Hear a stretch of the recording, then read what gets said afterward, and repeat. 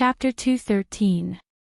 Tang Jing could not help but have a new understanding of the Li Palace, and hurriedly asked, "Where is the Li Palace?" Since the Li Palace was the place that collected the most comprehensive information, then maybe they knew where the cultivators went, or where the conflict between the martial artists and the cultivators came from. Pose Mu Hongyan shook her head. Since it is a mysterious place, then of course the average person would not know where it is. If you want to know, then it is best to ask her directly.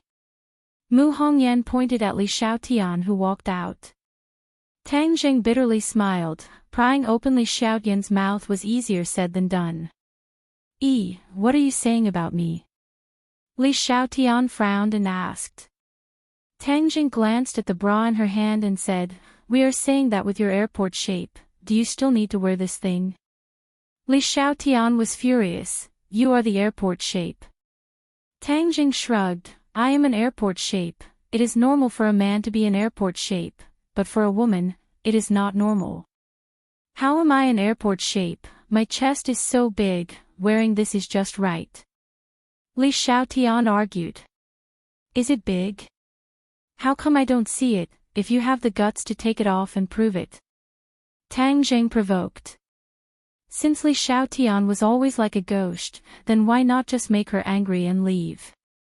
Li Xiaotian fiercely glared at Tang Jing, then suddenly had an idea and said, "I already said that men are not good things. On the train you took advantage of me, and now you want to see my chest." When these words came out, the surrounding women all glared at him. This guy was too shameless. He had already taken advantage of her, and now he made such a vulgar request. The men wanted to beat their feet and beat their chests. How could this brat be so lucky? Not only did he have a beautiful girlfriend, but he could also casually take advantage of other beauties.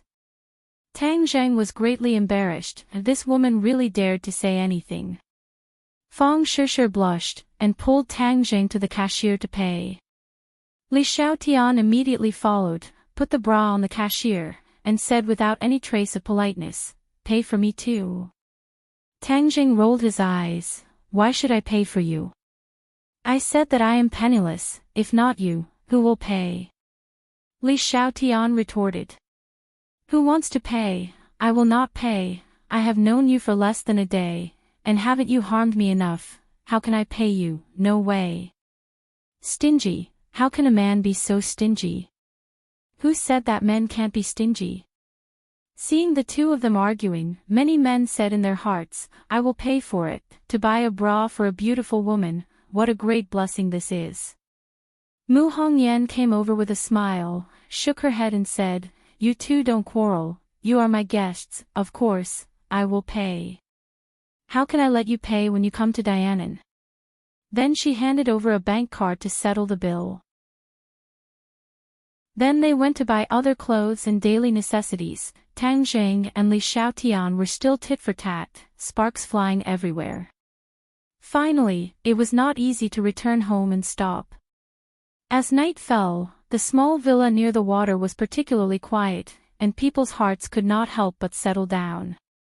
Tang Jing lay in bed for a long time, guessing that the others should be asleep, and then he tiptoed out of bed, opened the door, and walked to Fang Shishir's room.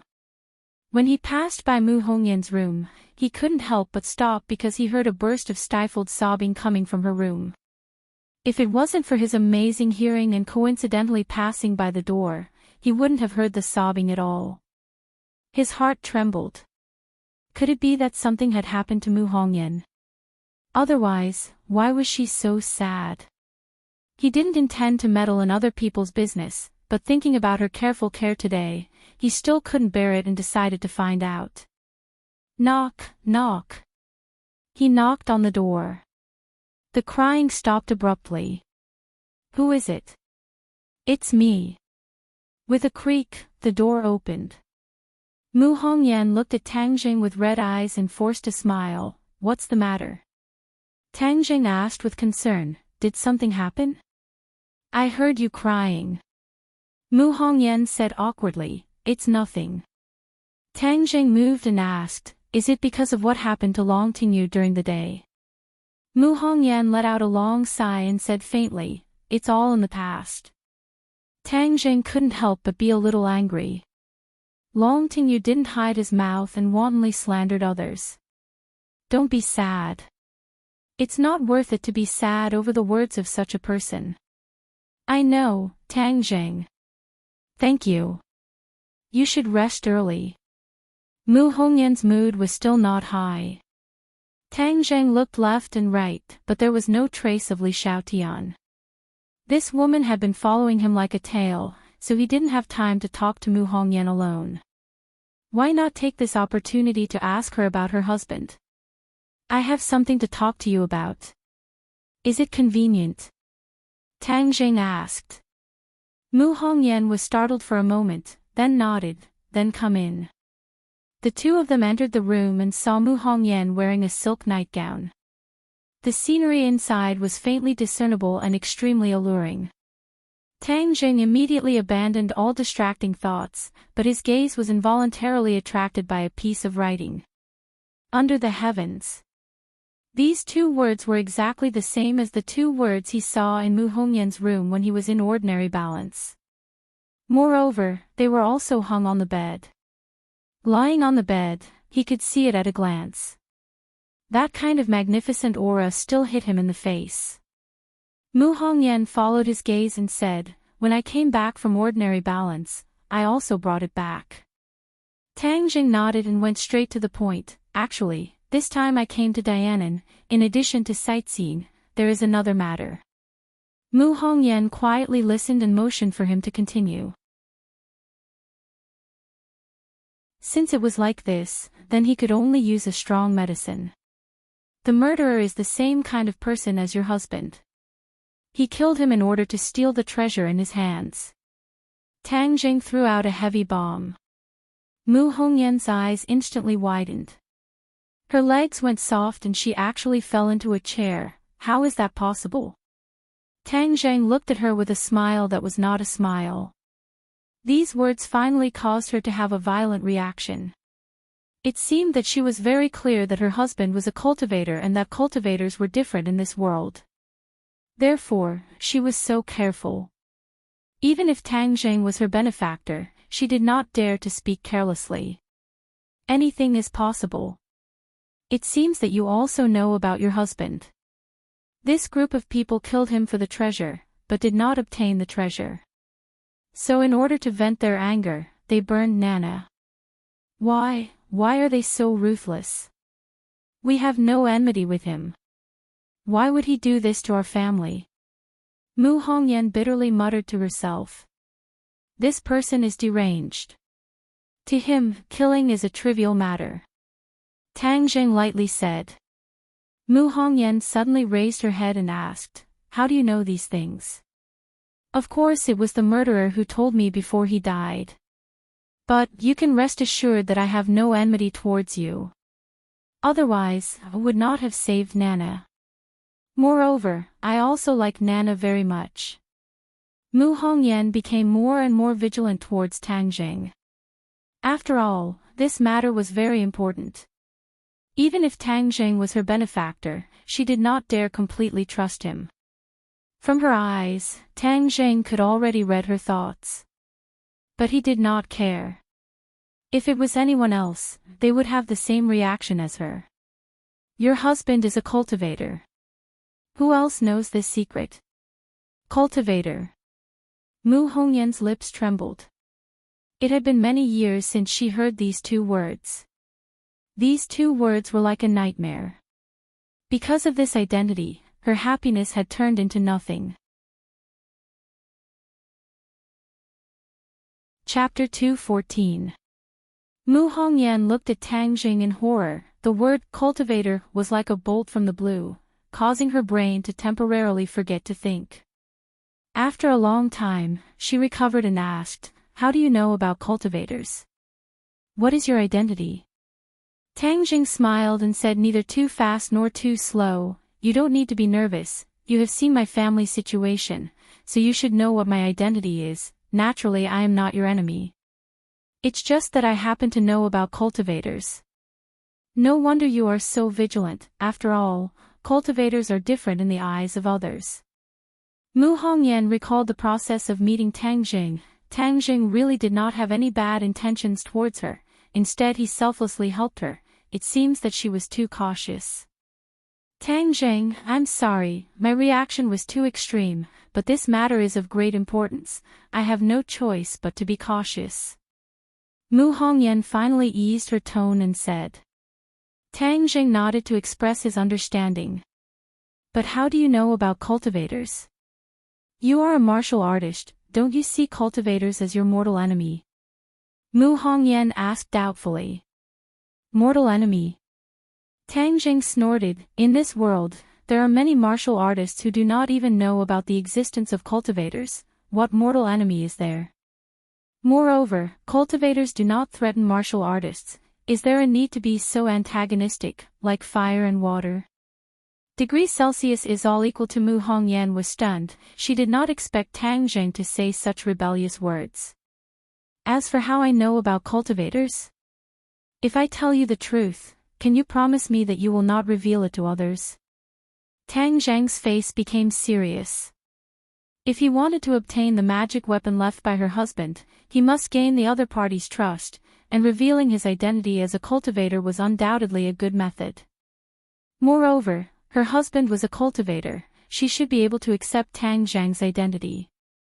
Mu Hongyan also became serious, seriously looking at Tang Jing. She promised, if you believe me, I will naturally keep your secret. Of course I believe you. The corners of Tang Jing's mouth curled up. Actually, I'm the same as your husband. I'm also a cultivator. What? You're also a cultivator? Even though Mu Hongyan had been through countless big scenes and had long developed a character that remained indifferent, when she heard this sentence, she still couldn't stop her heart from pounding.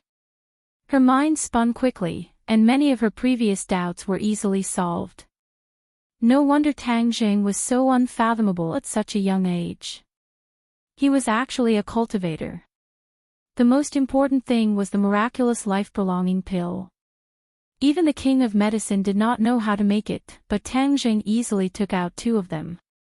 All this could only be explained by the identity of a cultivator. Tang Jing nodded affirmatively. Now you know that I mean you no harm, right? I am also an anomaly in the eyes of others.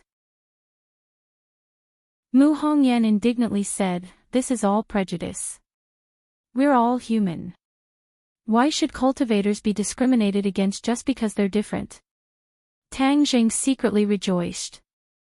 It seems that because of her husband being ostracized, she had a strong sense of identification with him. Thank you for saying this, but in this world there are too many people who hold prejudice, so I have no choice but to carefully hide my identity. Mu Hongyan's expression darkened as she recalled a distant memory. She muttered to herself, in the past he was also as careful as you. He didn't want others to find out. Even his father didn't know, but he told me because we trusted each other. Others thought that he was a cripple who didn't know any martial arts, but I knew that his heart was higher than the heavens. Mu Hongyan said as she looked at the words on the wall. He became a cultivator by chance. When others laughed at him, he silently cultivated. He believed that one day he would be able to soar into the sky and let everyone who looked down on him see how powerful he was. Mu Hongyan was completely immersed in her memories. Tang Jing didn't disturb her and only quietly listened. But all of this changed after he found a magic treasure. I don't know what kind of magic treasure he found, but before he could share this joy with me, he was killed. Was the person who killed him also a cultivator? Yes, a pair of master and disciple coveted his magic treasure. They killed him and stole it, but in the end they didn't succeed, so they found you and your mother to vent their anger. Too despicable and shameless. That's right, before you left Ordinary Balance, the person who attacked you and your mother was that disciple. It's him. Mu Hongyan still remembered that she was kidnapped, and it was also thanks to Tang Jing that she was saved. Later his master Daoist Tianji found out that his disciple had died in Ordinary Balance and hurried over to find me. I spent a lot of effort to get rid of him. Mu Hongyan's expression finally changed. She gratefully said, Tang Jing, you helped us get revenge. I don't know how to repay you. Tang Jing smiled. Nana and I are fated. Besides, your husband is also a cultivator. This is also a kind of fate. Avenging him can be considered a good thing. Then you said that there was another purpose in coming to Dianan. What is it? Magic treasure. The whereabouts of the magic treasure your husband got is unknown, so I want to find it. Tang Jing said frankly. Magic treasure again. Mu Hongyan raised her eyebrows. Her husband died because of the magic treasure. She didn't expect that Tang Jing would come because of the magic treasure again. I'll tell you the truth. My cultivation is not very high, so I need this magic treasure. In exchange, you can make any request. I will do my best to fulfill it. Everyone was familiar with each other. Tang Jing obviously couldn't rob her. Mu Hongyan shook her head. I already said it. He didn't have time to tell me what magic treasure it was, and he didn't even tell me where the magic treasure was before he met with an accident. Mu Hongyan's eyes were firm. She didn't lie. Tang Jing couldn't help but feel gloomy.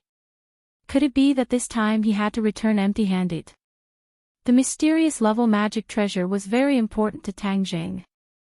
Then did he leave any clues? Tang Jing didn't give up and asked. Mu Hongyan thought for a moment and said uncertainly, I don't know about this. In the past he liked to lock himself in the training room. If he left a clue, maybe it's in the training room. Tang Jing's head rekindled with hope. He said, then can you take me to the training room to take a look? Mu Hongyan didn't rush to answer. Instead, she said, Tang Jing, you saved me and Nana many times. If you find this magic treasure, it wouldn't be too much to give it to you. But I still have a presumptuous request. Tang Jing didn't want to reap without sowing, so he didn't feel disgusted. He said, please speak. Nana is still young. I want her to inherit her father's will and become a cultivator in the future. Mu Hongyan said firmly. Tang Jing was shocked when he heard this. Cultivators are different in other people's eyes. Their future path is destined to not be smooth. Why do you want her to walk this path? Her grandfather is a top expert. If she learns martial arts from him, she will definitely have great achievements in the future. Mu Hongyan didn't waver. She said, no, she is her father's daughter. Inheriting her father's will is her responsibility. So what if she is different? She can also shine. Tang Jing couldn't help but be infected by her tone. This woman wasn't a cultivator, but she had this kind of courage. It was really rare. Okay, I promise you. Whether or not I can find the magic treasure, I will let Nana become a cultivator. Moreover, when I healed Nana, she already had a trace of power in her body. In the future, her cultivation will be twice the result with half the effort. This was a blessing in disguise for Nana. Although she had suffered for so many years, ever since Tang Jing broke the curse technique, she had a trace of power in her body. Maybe it was predestined. The little girl's path had already been arranged. She was destined to become a cultivator, just like her father. Mu Hongyan's expression became excited. Thank you, Tang Jing. Let's go to the training room. Walking out of the room, he found that there was another person in the corridor, Li Xiaotian. Li Xiaotian turned his head and saw that Tang Jing and Mu Hongyan had actually walked out of the room together. Furthermore, both of them were wearing pajamas. He couldn't help but be dumbstruck. He was even more surprised than if he had seen a ghost. You. She pointed at the two of them. You're actually together. In the middle of the night, a single man and a single woman were in the same room. It was too confusing. Could it be that what Long Tingyu said was true, that the two of them really had an affair? Tang Jing was too much of a beast, he didn't even let the young woman go. But that's right. This young woman is too tempting. Ordinary men would find it hard to resist her charm. Mu Hongyan saw that he had been misunderstood and was extremely embarrassed. Just as he was about to explain, he saw Li Xiaotian quickly return to his room. However, he didn't forget to glare at Tang Zheng and open his mouth. Tang Zheng recognized that she had scolded him with the word beast. Tang Zheng smiled bitterly. This woman was really meddling in other people's business. I didn't do anything, so what right do you have to scold me? Scold me for being a beast. Be careful that I don't do anything to you someday. Mu Hongyan said awkwardly, she must have misunderstood. I'll explain it to her tomorrow. Tang Zheng said indifferently, there's no need to pay attention to her. The more you explain, the more she feels that we are guilty. In any case, this has nothing to do with her. She can't care about it. Mu Hongyan chuckled. You have a lot of conflict with her. Tang Zheng took the opportunity to explain what had happened on the train. Tell me, is there a need for me to give her a good face when she casually framing a good person? The people of Li Palace have always been proud and arrogant. This is their style of doing things. Mu Hongyan explained. Tang Zheng shook his head. I don't care what style they are. She better not provoke me. Otherwise, I don't care if she is Li Palace's martial sect. I will take care of her. Li Xiaotian and Tang Zheng were about the same age. Tang Zheng had seen her fight before. Although he couldn't see what cultivation level she was at, he was confident that even if the two of them fell out, he would still have a way to protect himself. Therefore, he wasn't afraid of her. Mu Hongyan had a whole new level of respect for him. Who knows how many people in this world are afraid of Li Palace, but you are not afraid at all. You really are young and promising. As they spoke, the two of them had already arrived at the training room. This training room was in the basement. Above them was a large piece of transparent glass. On top of it, there was a ripple of light. The basement was actually at the bottom of the lake. It must have taken a lot of effort to build it. Tang Zheng suddenly realized that cultivating at the bottom of the lake could not only hide his identity, but he could also continuously absorb spiritual energy from the lake. It was killing two birds with one stone. Chapter 2:15. The practice room was not big and the light shone on the transparent glass, making the water ripple, giving off a mysterious and tranquil beauty. Sogu, 360, so. Tang Zheng began to search, but the room did not have any cabinets or other places to store things. It was simply empty. Seeing that he had already searched twice but still found nothing, Mu Hongyan said, ever since my husband passed away, I have rarely come to this room, but I have not touched a single brick or piece of wood in here. Tang Zheng stopped and lowered his head in contemplation. Magic treasures were very important things, so of course they would not be placed in an open place. He suspected that the heavenly secret Taoist had also secretly infiltrated this home and searched everywhere, so naturally he would not have let go of this practice room. But the other side was like him, not finding anything, which meant that magic treasures were not easy to find. Could it be that the magic treasures are in other places? Tang Zheng was puzzled and asked, does he have other places that he often stays in? Mu Hongyan shook her head. He spends most of his time cultivating in the practice room. That's strange, I've already searched twice and did not miss a single detail, so why haven't I found a single clue? Tang Zheng shook his head in puzzlement. Could it be that he hid the magic treasures in other places? Or could it be that I am not fated to find this magic treasure? Tang Zheng could not help but feel a little discouraged. If he continued to search like this, there would be no need for him to do so even if it was daybreak. It would only make Li Xiaotian suspicious. He shook his head in disappointment and no longer searched, leaving the practice room with Mu Hongyan. Tang Zheng, I'm sorry, but I really do not have any other useful information to provide. Mu Hongyan said in shame. Tang Zheng casually said, magic treasures are something that can only be found by chance. Don't worry, I will still teach Nana techniques, but with Li Xiaotian here, I'm afraid she will find out. So when Nana grows up a bit, I will personally teach her the method of cultivation. Mu Hongyan smiled in relief. Thank you. After the two of them separated, Tang Jing quietly sneaked into Fang Shishi's room. Tang Jing truthfully told her about his conversation with Mu Hongyan. Fang Shishi advised him not to worry about it. Then, after a round of passionate lovemaking, she soothed his soul and fell into a deep sleep. In the next few days, they were not idle. Under the leadership of Mu Hongyan, they toured the mountains and rivers of southern Yunnan. The scenery in Dianan was indeed beautiful. It preserved the most natural scenery, which made Tang Zhang and Fang Shishi, two people who had lived in the city since childhood, very happy.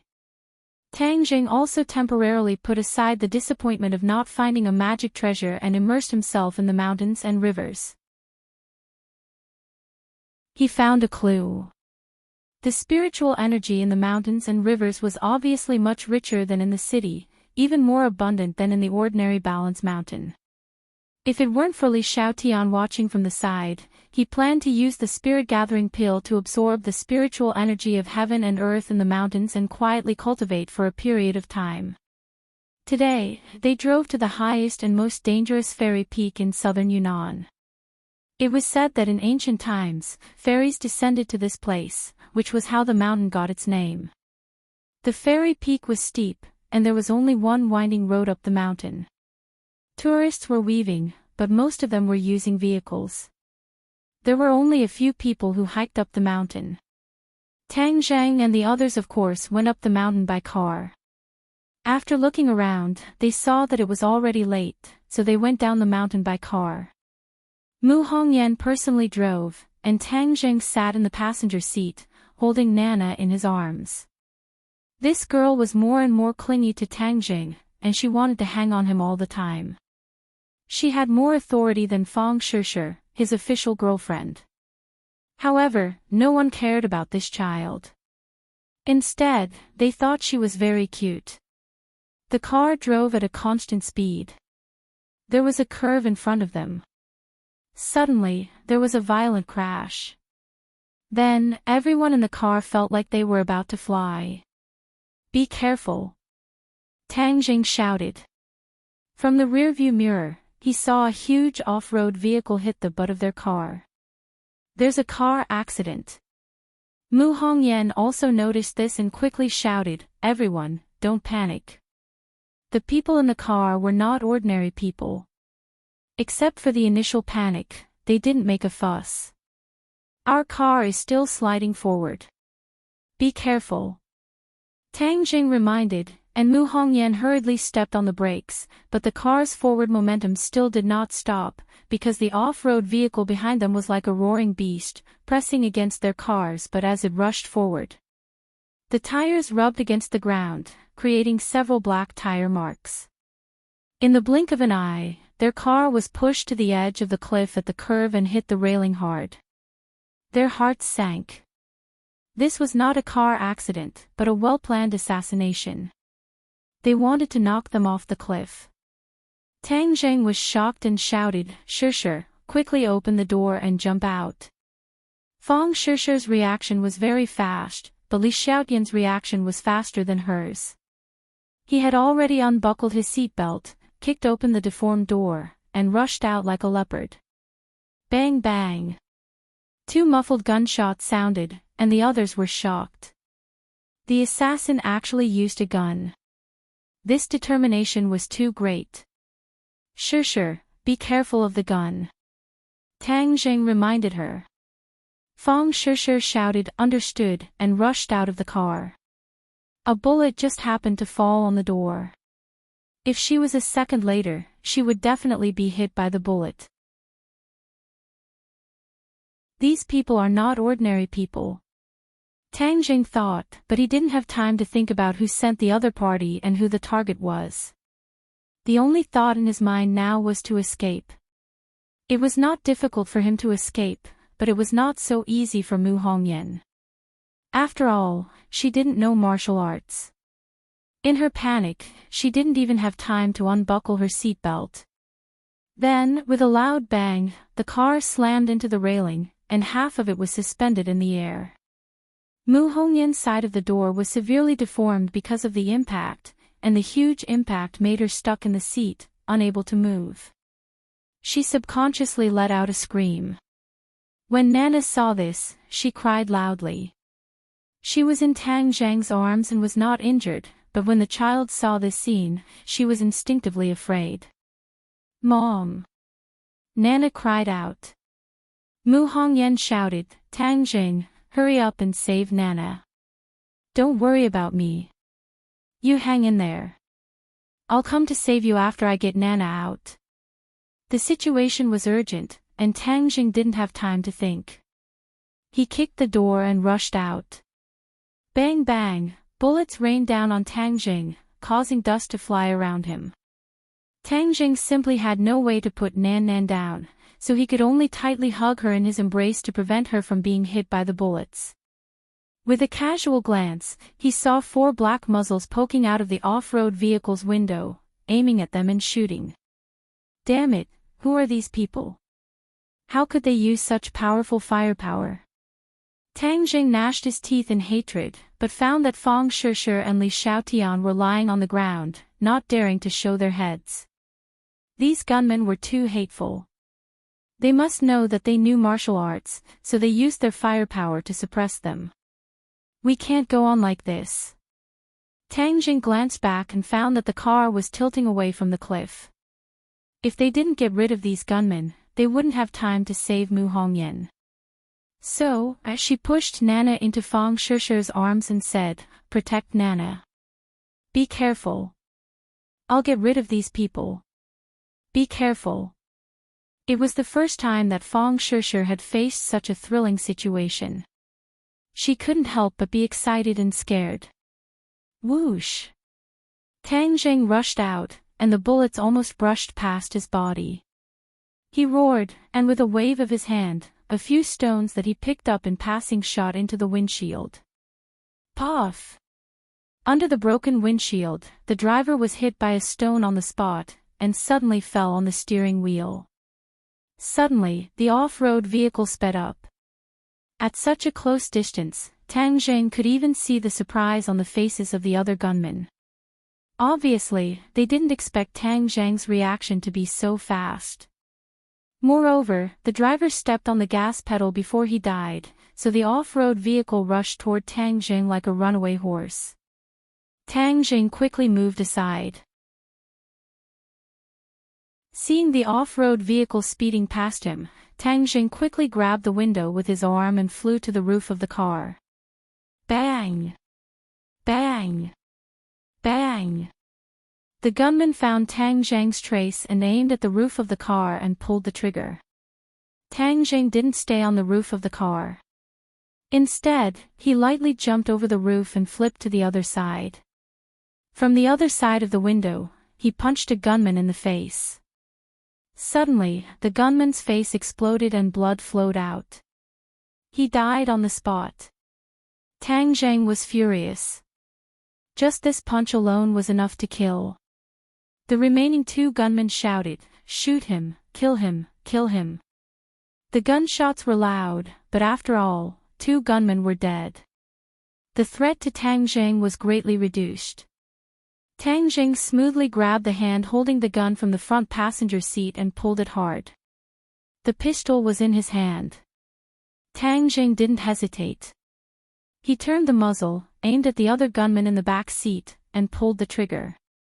Although Tang Zhang had never used a gun, at such a close distance, and his hand was very steady, his palm felt a little recoil. The muzzle didn't shake at all. The bullets poured out and completely shot into the enemy's body. When the last gunman saw this, his face turned pale with fright. He screamed and wanted to resist. Tang Zhang smashed the gun on the gunman's head. Blood flowed out, and the gunman fainted. "Tang Zhang, be careful." Suddenly, Fang Shishir screamed. Before Tang Zhang had time to react, he felt a huge impact. If he hadn't grabbed the window tightly, he would have been thrown out. Then, he saw a frightening scene. The off-road vehicle hit Mu Hongyan's car, and the two cars fell off the cliff at the same time. Tang Zheng's body was also in midair. He felt a biting cold wind blowing from the cliff, and he couldn't help but break out in a cold sweat.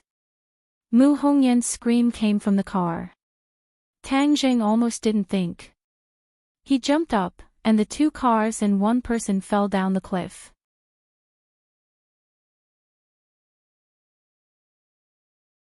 Chapter 2:16. This scene scared Fang Shishir so much that she screamed, "Tang Zheng, brother godly doctor, mom." Nana also burst into tears. Her tender little face was filled with fear. Her tears were like pearls rolling down her cheeks. Please Adli Xiaotian also smacked her lips. It was hard to hide her surprise. He really dared to jump. Tang Zheng threw himself onto Mu Hongyan's car and quickly got into the car. He saw Mu Hongyan's face was ashen. She was already in despair. When she saw Tang Zheng, Mu Hongyan shouted in surprise, "What are you doing here?" "I said I would save you. Naturally, I will come to save you." Tang Zheng pulled out War's soul from under the seat. He even brought War's soul with him when he came out for a trip. War's soul flashed with a black light and slashed the other side of the car door. Mu Hongyan immediately regained her freedom.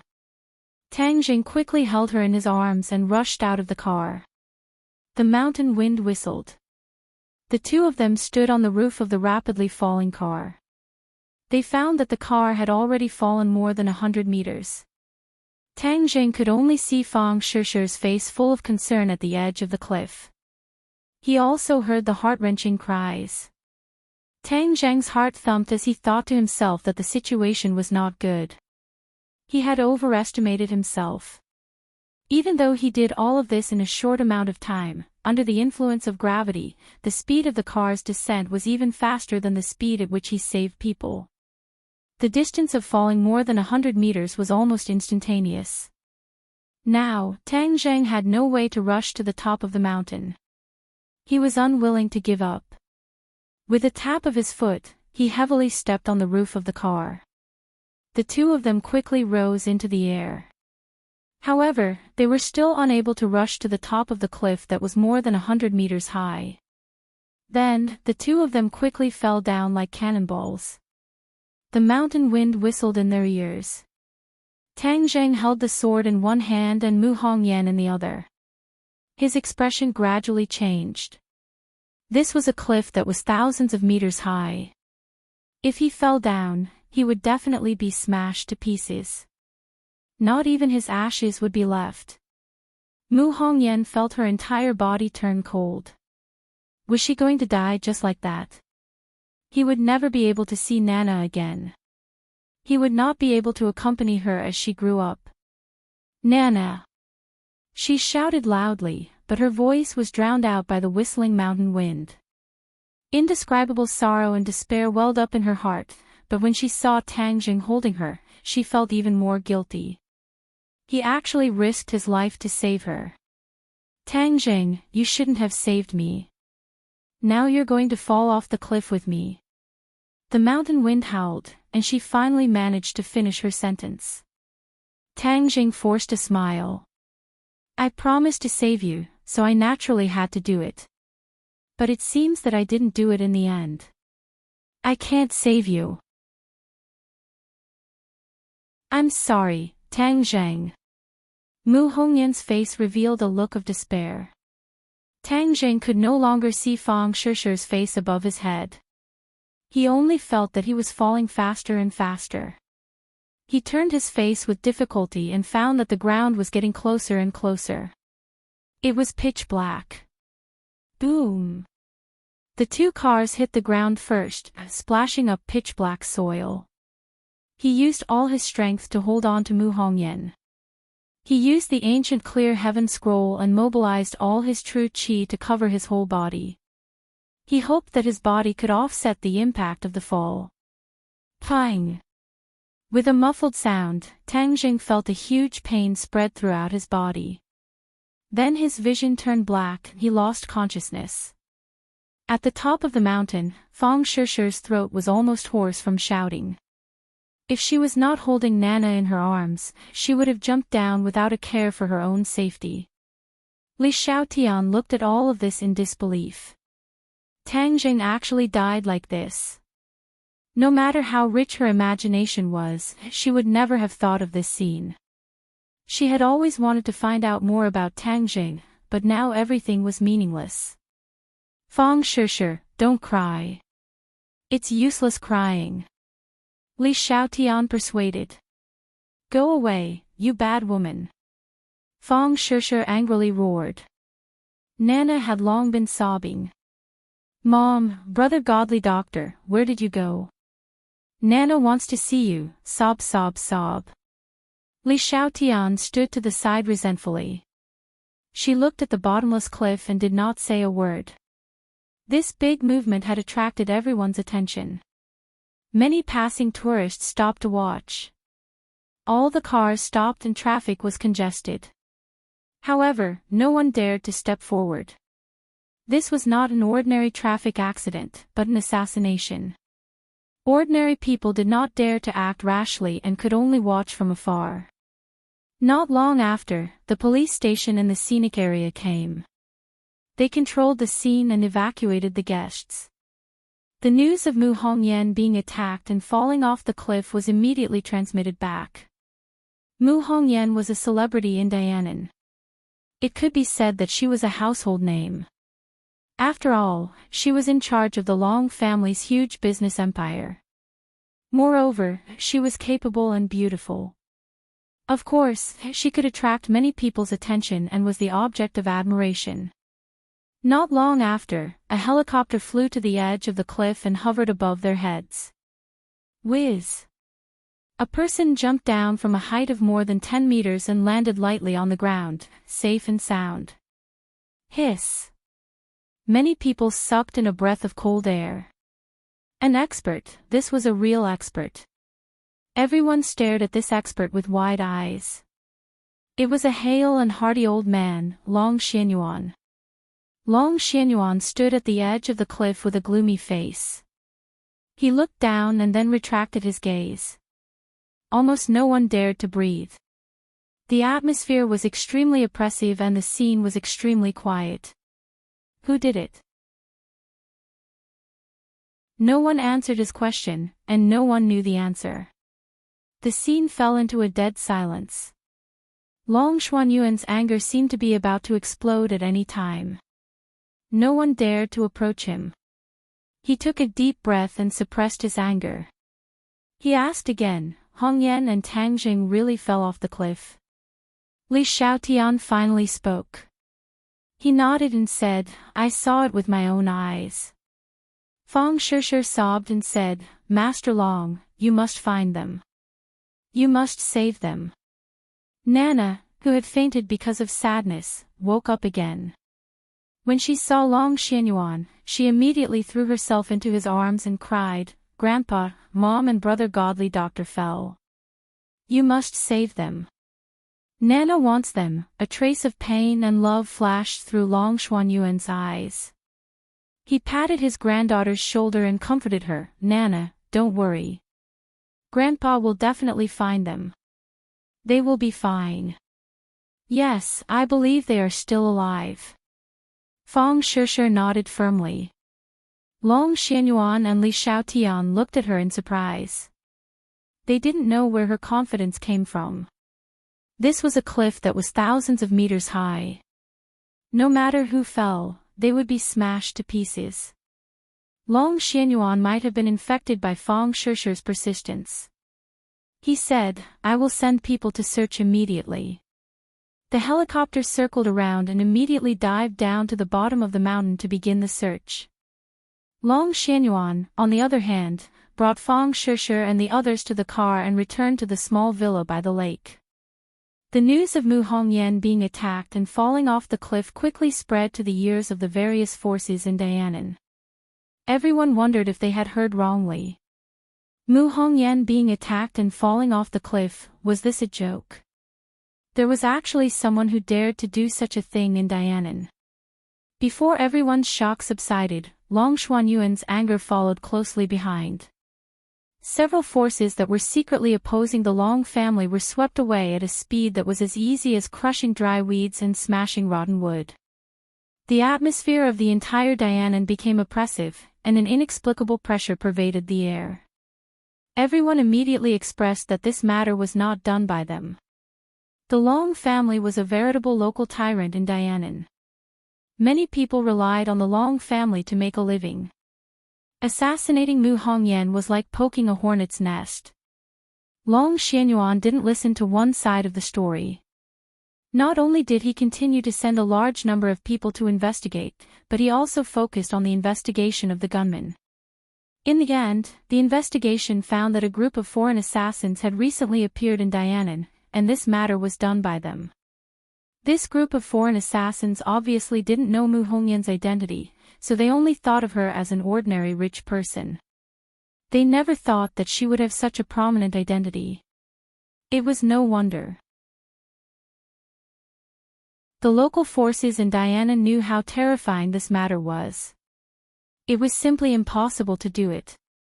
Only the foreign forces didn't know the details and poked such a big hornet's nest. The search of the helicopter quickly came to a preliminary result.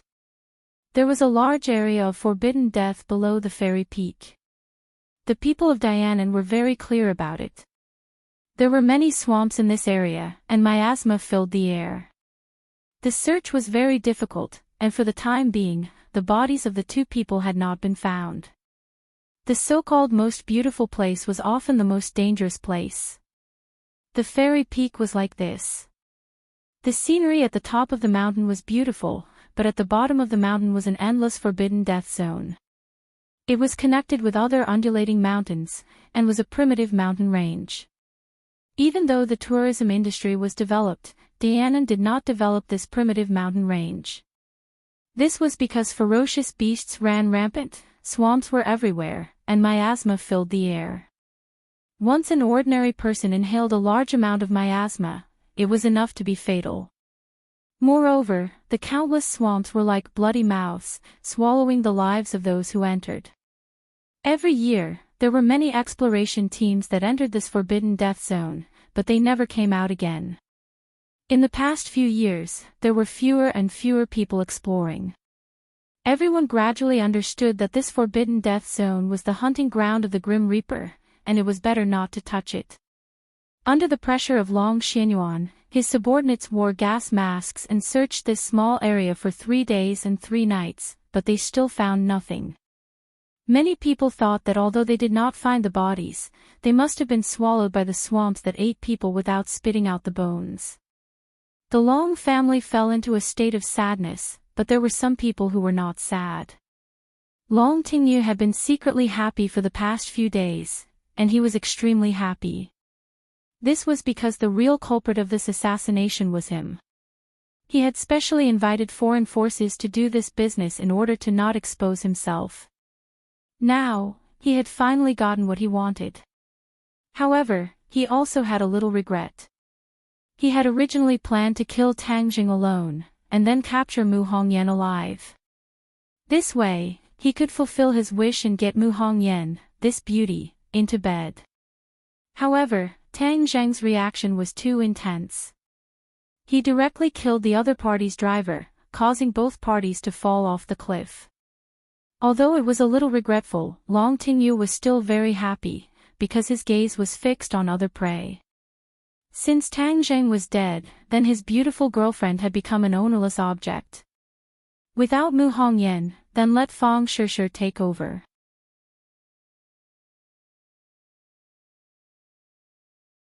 Chapter 217. Tang Jing regained consciousness and found that his entire body was in incomparable pain, as if he had fallen apart. It was as if every bone in his body was broken and his muscles were torn apart. He had never tasted this kind of pain before. Quick update, no ads, coming soon. He let out a painful groan before he adapted to the pain. Then, he took a deep breath and used a lot of strength to slowly open his eyes. His eyelids were so heavy that it felt like they were filled with lead. When he finally opened his eyes, a dim light entered his vision.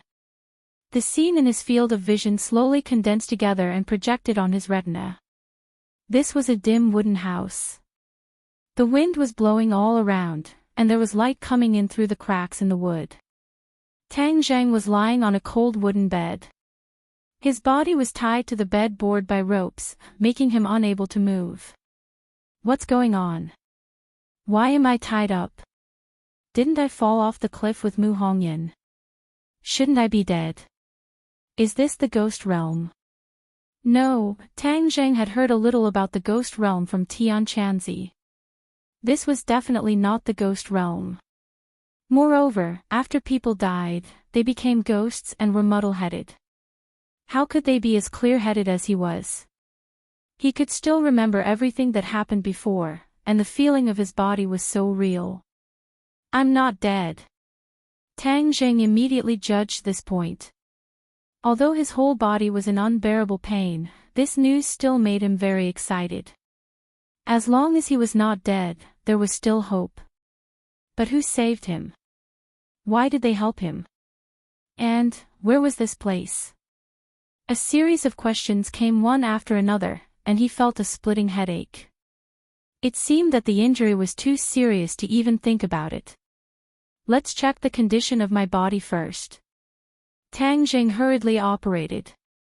The true fire in his sea of consciousness was dim, and the purple flame was half of what it used to be. The true qi in his body was almost exhausted. Almost all the bones in his body had different degrees of damage. His arm and leg bones were broken, and several of his ribs were broken. His muscles were also torn, and even his internal organs were shaken and displaced. If he had not used his true qi to protect the key parts of his body, he was afraid that the situation would be worse. He couldn't help but smile bitterly. His body's condition was unprecedentedly bad. Even if he wasn't tied up, he wouldn't be able to move. However, the most important thing now was to figure out where he was and whether the person who had saved him was an enemy or a friend. And what about Mu Hongyan? Is anyone there? He called weakly. Creak. The door was pushed open, and a young man with a gloomy face walked in. His eyes were like an eagle's, bright and spirited. Thank you for saving me. May I ask where this place is? Tang Zheng finally let out a sigh of relief and asked impatiently. The young man didn't say a word, looking down at him like a tiger eyeing its prey. Tang Zheng's head thumped. This look is not good. I didn't do anything bad. Is there a need to be so hostile? Hello. Tang Zheng tried to say hello again. The young man didn't move, making Tang Zheng wonder if he was a mute. Their eyes met, and after a moment, the young man coldly asked, "Who are you?" Tang Zheng let out a sigh of relief. Since the young man spoke, then there was a way to communicate, so he quickly said, "I am an ordinary person. I fell from the top of a cliff and woke up here. Was it you who saved me? Thank you. Also, I have a companion. I don't know how she is." The young man didn't answer. Tang Zheng secretly felt bad. Could it be that Mu Hongyan died?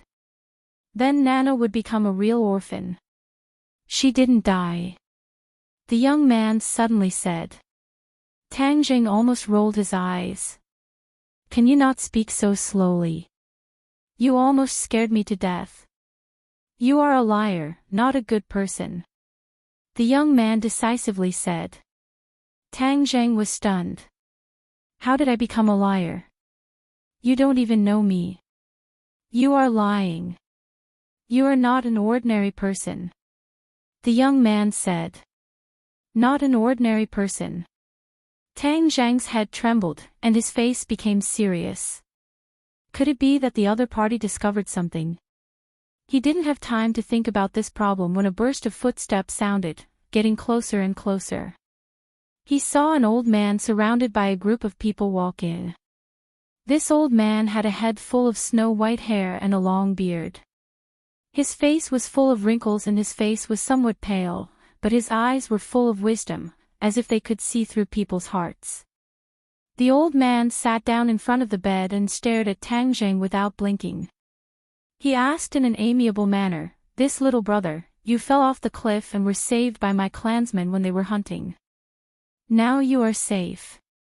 Tang Zheng said that he was afraid it might not be safe, but after all, it was the other party who saved him. He hurriedly said, "Thank you for saving my life.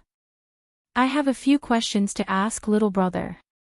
The old man politely said.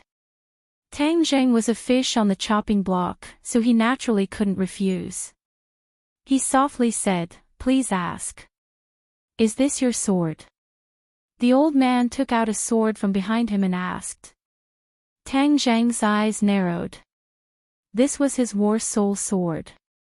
He didn't expect it to fall into the hands of the other party, but he was relieved. At least the war soul sword was not lost, otherwise he would have suffered a great loss. Seeing the other party ask about the war soul sword so seriously, Tang Zheng hesitated. Should he admit that this was his sword or not? The elder asked you a question. Why are you hesitating? You must be thinking of how to lie. Elder, this person is definitely not a good person. You must not believe his words. The young man from before said with hostility.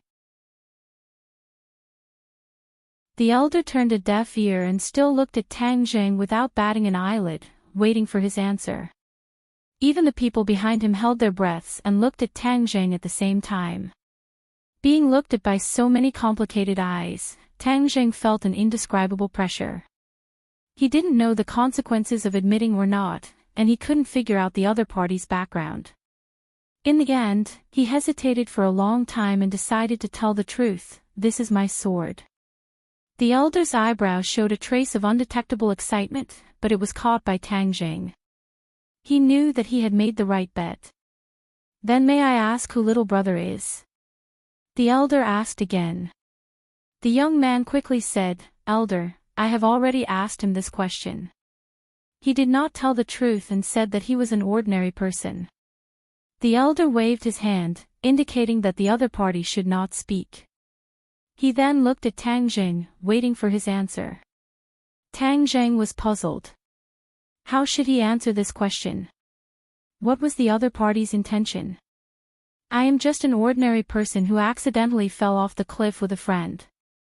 A light flashed in the elder's eyes as he said, If little brother is just an ordinary person, then I am powerless.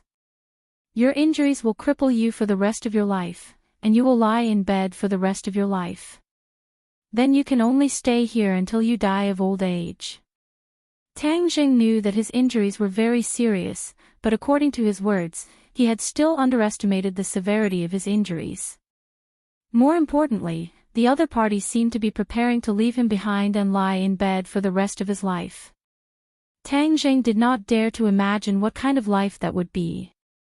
Moreover, he still had to take care of his grandfather, stay with Fang Shishir, and ordinary Balance's huge career. All of this made it impossible for him to stay out of it and be a cripple here. However, he still could not figure out what the other party wanted to hear.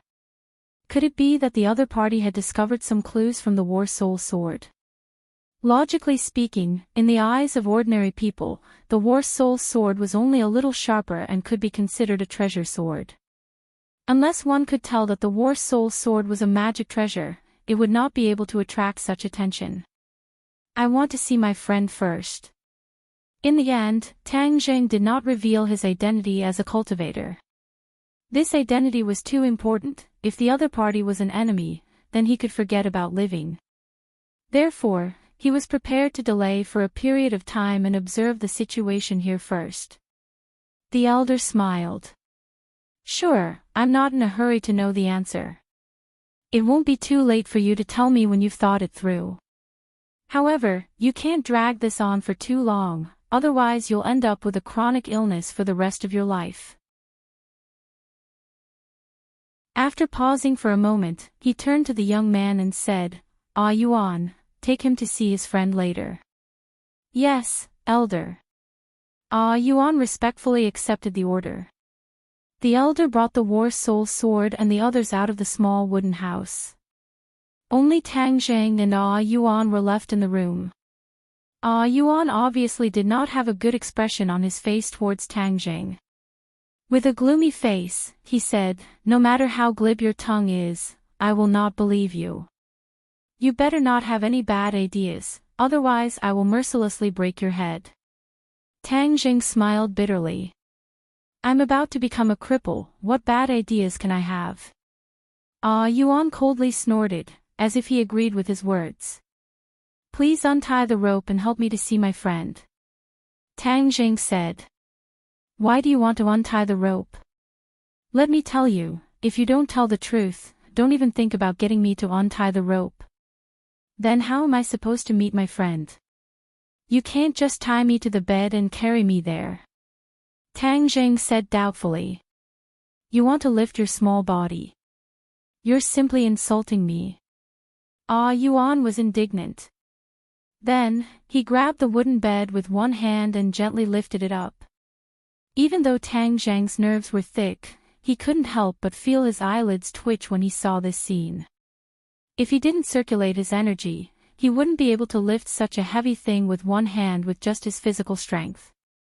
However, if he circulated his energy, his strength would increase explosively, so it was possible for him to do so. However, the key point was that this Yuan didn't feel any true qi or inner strength fluctuations from his body. This was very terrifying. Tang Zheng couldn't help but mutter to himself. Just who was the other party? And that elder, although he didn't look much different from an ordinary old man, to be able to make this Yuan be so respectful, he couldn't be an ordinary person. In short, the identities of this group of people were extremely mysterious, and now that he had become their captive, it was hard to predict his fate. Looking at the surprise in Tang Zheng's eyes, a trace of pride flashed across Yuan's eyes. He said, "I am the most powerful person in the younger generation of our clan. If you dare to act rashly, I will kill you easier than killing an ant." As he spoke, Yuan walked out of the wooden house with the wooden bed. It was noon and the sun was high in the sky. Tang Zheng subconsciously closed his eyes. After adapting to the sunlight, he slowly opened his eyes again and couldn't help but be dumbstruck.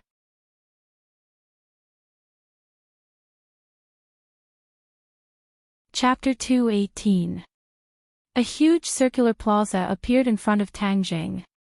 This plaza was the size of 2 football fields, the ground of the plaza was extremely flat, and the ground was carved with complicated patterns. The most eye-catching thing was the 4 huge stone statues around the plaza.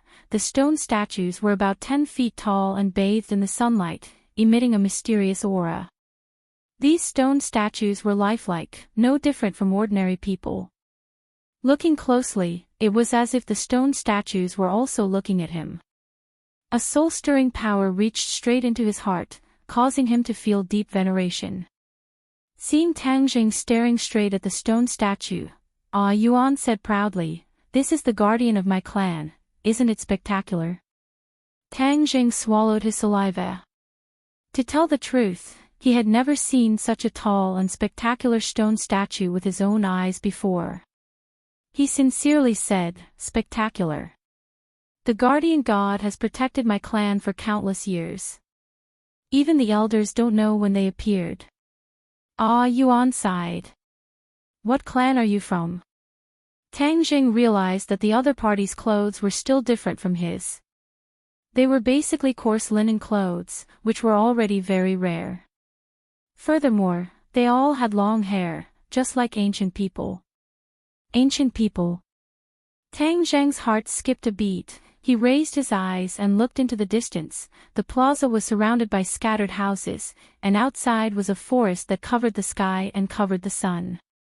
Tang Zheng looked into the distance from the top of the fairy peak and discovered that there were vast mountains that stretched to the end of his line of sight. Although they were not as high as the fairy peak, they occupied an extremely large area, giving people a strong visual impact. Tang Jing stood on the flat ground, unable to see what was behind the forest that covered the sky, but he also felt that it was an endless forest. In other words, he was currently in the vast forest that he had seen before. Wasn't it said that this was a forbidden zone of death, filled with miasma and swamps that were not suitable for human survival? How could there be humans? His heart was in turmoil. These people were dressed strangely. Could it be that they were from some tribe that lived in seclusion here? Tang Jing could not make up his mind. If they were really an ancient tribe that lived in seclusion here, how could they avoid the detection of such high-tech satellites with such advanced technology? After all, with such a huge square and these mysterious stone statues standing in broad daylight, the low Earth orbit satellites that were tens of thousands of meters above the ground would definitely notice them. Hearing his question, Yuan glanced at him warily and said, "You want to get information from me?" "No way." Yuan's progress was like flying. Holding the wooden bed, he quickly arrived at a house at the edge of the plaza. This house was obviously much better than the house Tang Jing lived in. From afar, Tang Jing saw a familiar figure sitting in front of the house. His eyes were blank, and he was holding his chin with one hand. He was staring at the square in a daze. Mu Hongyan. Tang Jing recognized her at a glance. She was safe and sound under the protection of Tang Jing's body. Mu Hongyan also saw Tang Jing on the wooden bed. With a whoosh, she jumped up and quickly walked up to him. She cried out in surprise, "Tang Jing, are you okay? He won't die for the time being." Tang Jing forced out a smile, but it affected his muscles. A heart-wrenching pain assaulted him, causing his smile to be uglier than crying. Mu Hongyan patted her chest and said with lingering fear, "I thought something bad had happened to you. These people never told me about you." While they were talking, Tang Jing had already been put down. Mu Hongyan finally saw his appearance clearly. He was actually tied up. Immediately, she raised her eyebrows and stared at Yuan. "What are you doing? Why are you tying him up?" Yuan said coldly, "Of course it's to prevent him from escaping. We are free. If we want to leave, we can leave. What right do you have to stop us?" Mu Hongyan roared angrily, like an angry lioness. Yuan remained unmoved and said, "He is my captive. Before he tells the truth, I will never let him escape." "Captive? You put us under house arrest. This is against the law." Mu Hongyan complained. "Against the law?" Yuan was stunned for a moment, then laughed out loud. "Our elders are the law here. I am following the elders' orders, how could I break the law?" Tang Jing knew that talking to this kid was nonsense, so he hurriedly stopped Mu Hongyan and said, "Do you still remember what happened to us?" Mu Hongyan shook her head blankly. "I only remember that the two of us fell off the cliff together, and when we woke up, we were already here. Fortunately, you used your body to save me, and I am safe and sound. We have been here for 2 days, and I have been asking for your news, but they did not tell me at all." As she spoke, she angrily glared at Yuan, but Yuan acted as if he did not see it. He only pricked up his ears to listen to the conversation between the two, as if he wanted to discover some secret from the conversation. 2 days, you mean we've been here for 2 days? Tang Jing was shocked. Could it be that he had been unconscious for 2 days? Mu Hongyan said with a sad expression, "Yes, it's been 2 days. Our family must be worried to death about us. We have to hurry back." Tang Jing obviously knew that his family members were burning with anxiety. It was very likely that they all thought that he had fallen off the cliff and died. However, the key point was that it was not easy to leave this place. Furthermore, he was injured and could not move. "Don't be impatient. We will definitely go back.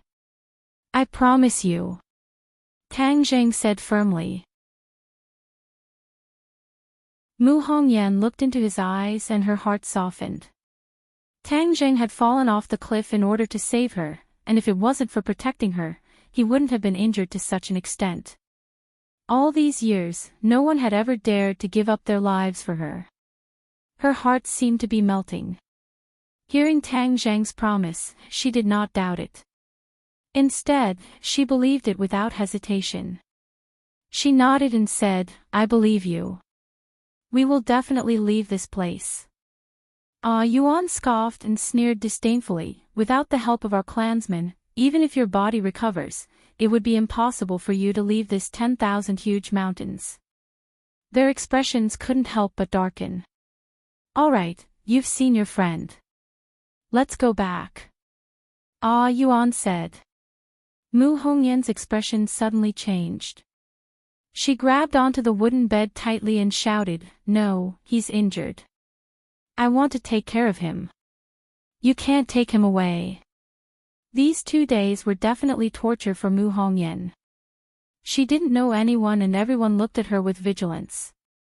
Now that she finally saw Tang Zheng, how could she let him leave her? Unknowingly, Tang Zheng was able to stabilize her mind and give her peace of mind.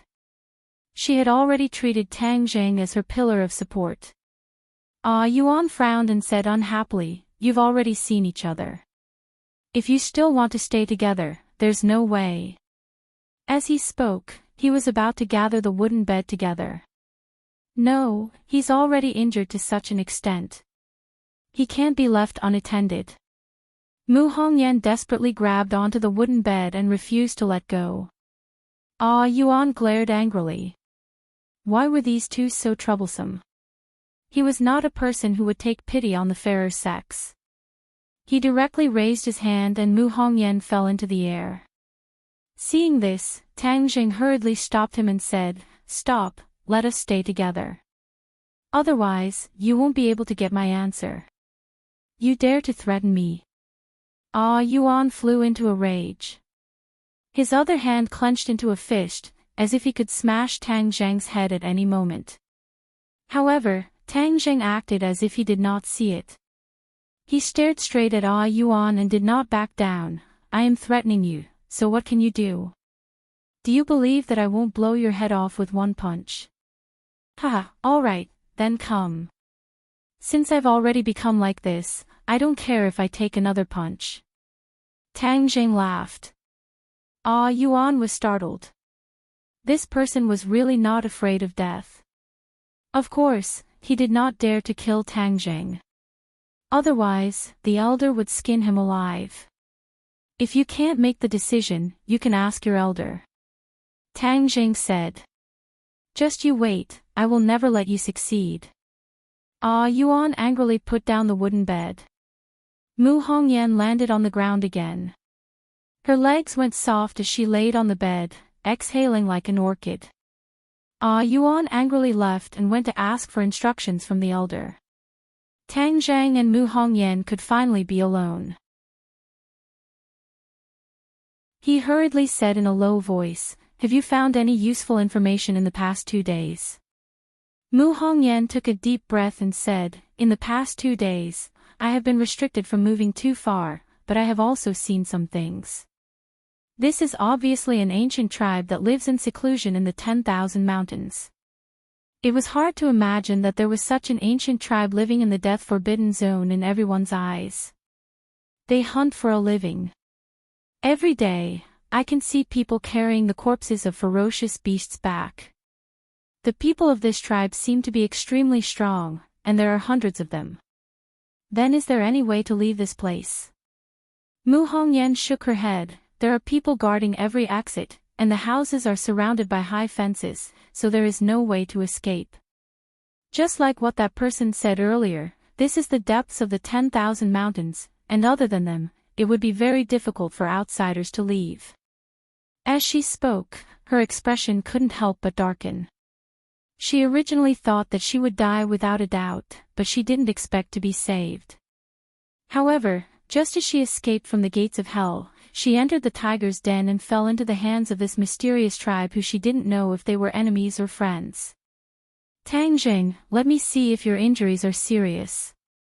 "Are they serious?" Mu Hongyan asked worriedly. Tang Jing laughed bitterly. I can still hold on for a few days with this injury, but I'm afraid it's hard to say if I can recover in the end. I don't even know how many bones I have broken. Mu Hongyan's eyes reddened and she was about to cry. She was originally a strong woman, but at this moment, she was especially sensitive. She said shamefully, Tang Jing, I'm sorry, it's all my fault. If you didn't save me, you wouldn't have become like this. Tang Jing squeezed out a smile and said, don't say this, let's think about how to leave this place. Mu Hongyan wiped the corner of her eyes and said, first of all, we should think of a way to cure your injuries. Tang Jing secretly sighed. He didn't even have the most basic medicine, so treating his injuries was easier said than done. However, if he didn't treat his injuries, they wouldn't be able to leave. Dong dong dong. A burst of hurried footsteps could be heard. Ah Yuan returned with an unfriendly expression. Tang Zhang's heart moved, and said, Elder, have you agreed? Ah Yuan coldly snorted, I'm warning you, don't have any bad ideas. Hurry up and tell the truth, otherwise I won't let you off. As he said that, he broke the rope on Tang Zhang's body and lifted him up with one hand. He entered the house and placed him on Mu Hongyan's bed. Then, he picked up the wooden bed outside the house and left unwillingly. Tang Jing heaved a sigh of relief. Staying with Mu Hongyan would at least make it easier to communicate and understand everything here. Mu Hongyan was also overjoyed. Before Tang Jing could be happy, he felt a strong urge to urinate in his lower abdomen. He had been unconscious for 2 days, and now he wanted to pee.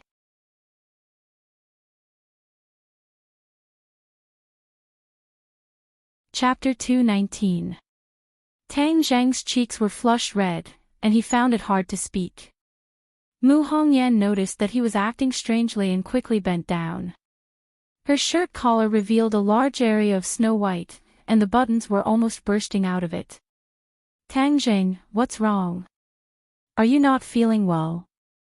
Tang Jing couldn't move, and he couldn't solve the problem by himself. Could it be that a living person was going to be suffocated to death by urine? He didn't want to die so sullenly, so he stammered, I want to go to the toilet. Mu Hongyan finally understood why his face was so red. She couldn't help but feel a little shy and sad.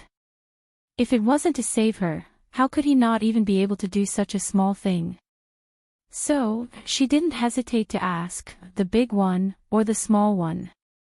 The small one. Tang Zhang's voice was like a mosquito.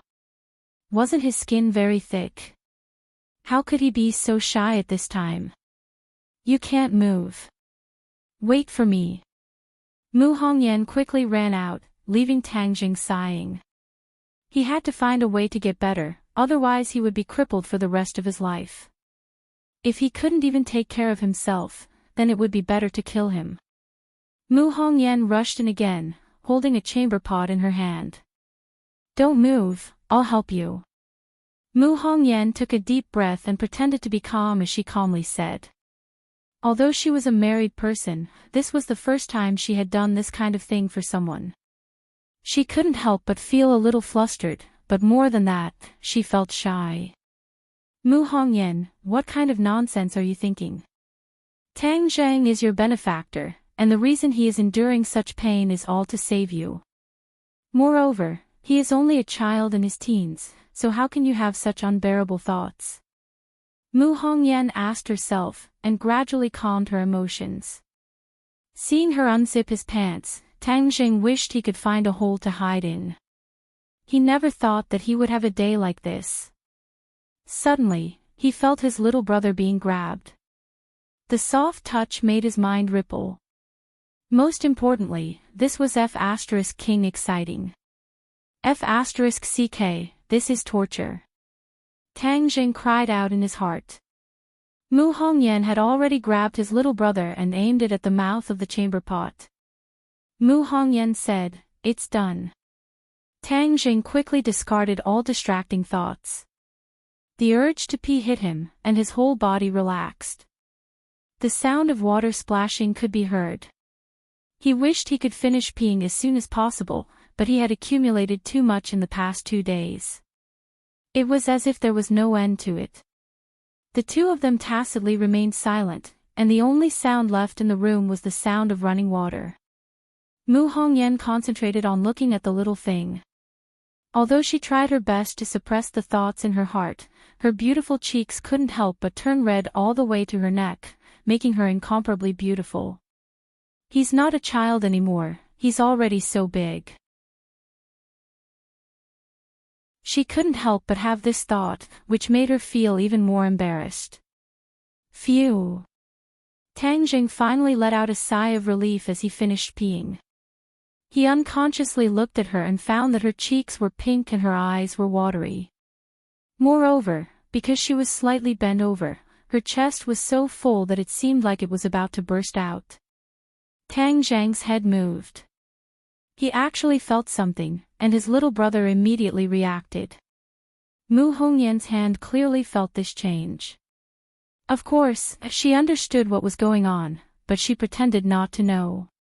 She resisted her embarrassment and stuffed the thing back into her pants. The two of them let out a sigh of relief at the same time. If this continued, Tang Jing didn't know what kind of ugly state he would reveal. Mu Hongyan carried the chamber pot and walked out. Looking at her graceful figure, Tang Jing regretted it. If he knew it would be this awkward, he wouldn't have lived with her. No, I have to leave this damned place as soon as possible. Do I really have to admit my identity as a cultivator? Tang Zhang was hesitant. After a while, Mu Hongyan walked back. Her face had already returned to normal, as if nothing had happened. She sat on the bed and said, Tang Zhang, how can your injury be cured? I'll first try to see if it's effective. Next, I need you to continue to silently observe this group of people. See if there's anything special about them other than their strength. Tang Jing warned, in addition, find a way to figure out what kind of tribe they are.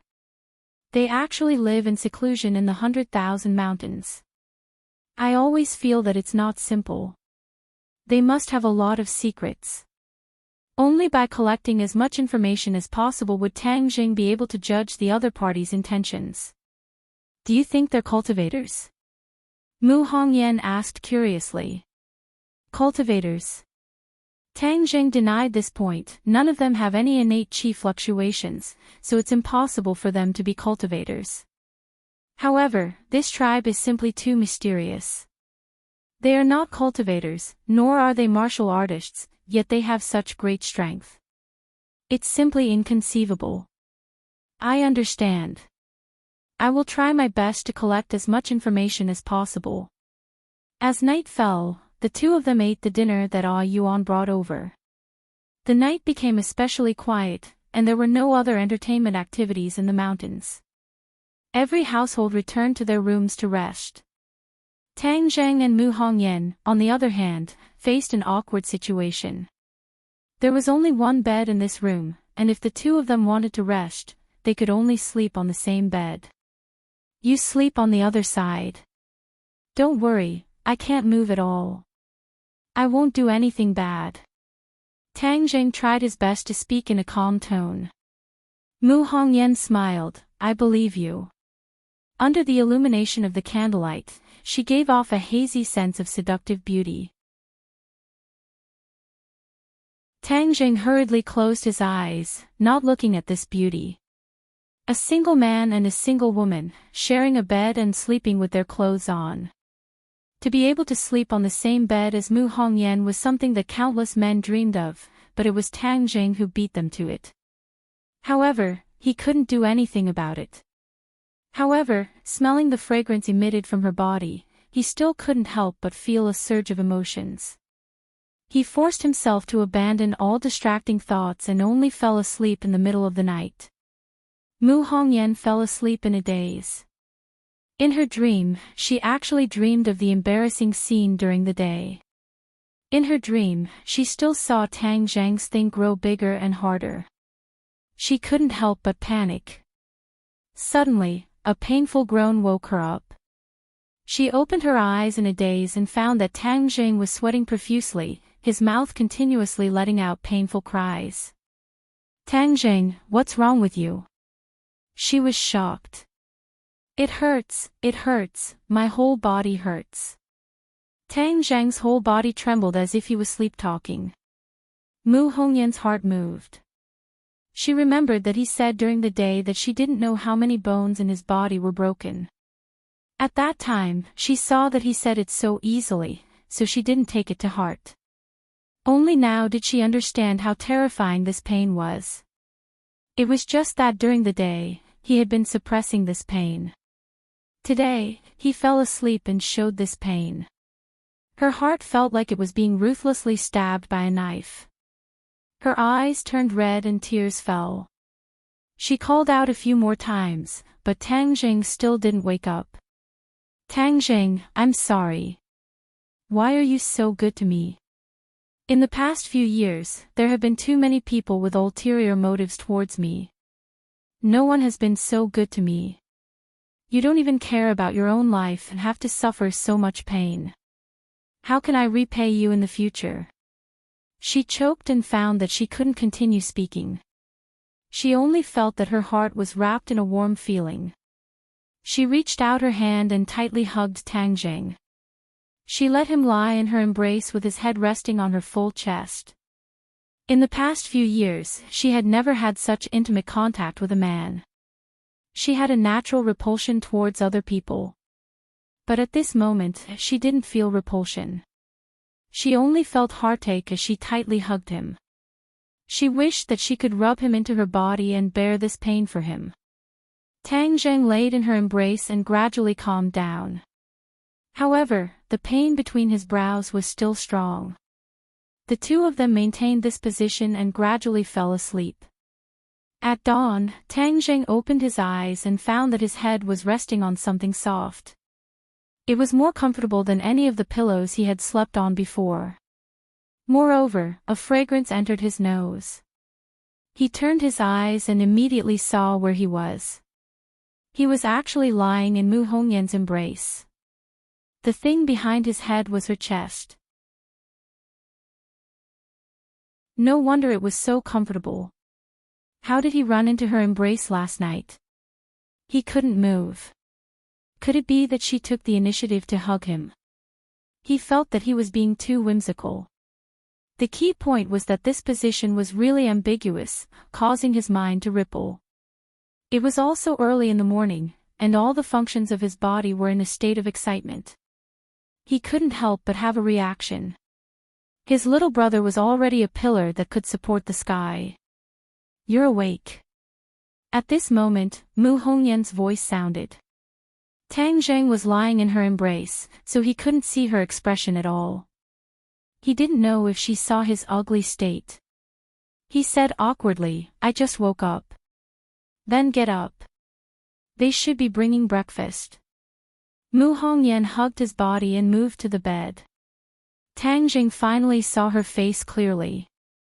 Her face was slightly red and her eyes were red and swollen. It seemed that she had cried last night. Suddenly, her eyes swept over Tang Zheng's lower body, and the embarrassment in her eyes became even stronger. Tang Zheng immediately caught this gaze. He was both embarrassed and anxious that she had finally discovered his ugly state. At this time, he could only be thick-skinned and pretend that he didn't see it. Fortunately, at this time, Yuan brought breakfast to break the awkwardness. After breakfast, Tang Zheng lay on the bed alone. Mu Hongyan went out of the house and gathered as much information as possible. 2 days passed like this. Every morning when Tang Zheng woke up, he would find himself lying in her embrace. He finally got used to this luck, but the pain in his body was getting more and more intense. Every night, the time he cried out in pain was getting longer and longer. Even when he was awake during the day, he couldn't bear the bone-deep pain. His entire body was trembling non-stop. Mu Hongyan finally had a breakthrough in the past 2 days. She found out that this tribe was called the Witch Tribe, a tribe that neither of them had ever heard of. Seeing that Tang Zheng's pain was getting more and more intense, Mu Hongyan advised, Tang Zheng, your injuries must be treated, otherwise the consequences will be unimaginable. How could Tang Zheng not understand this logic, but the current information still did not allow him to make the most correct judgment. However, if he did not treat it, he would really be crippled for life. In fact, for the past 2 days, he had been silently circulating the ancient Clear Heaven scroll, hoping to treat his injuries. However, his meridians were severely damaged, and his true qi did not recover so quickly. Everything was in vain. He gritted his teeth. Since he was going to die anyway, he had to go all out. Go and call a yuan over. Mu Hongyan nervously left. A moment later, a burst of hurried footsteps approached from afar. Not only Ah Yuan, even the elders had come.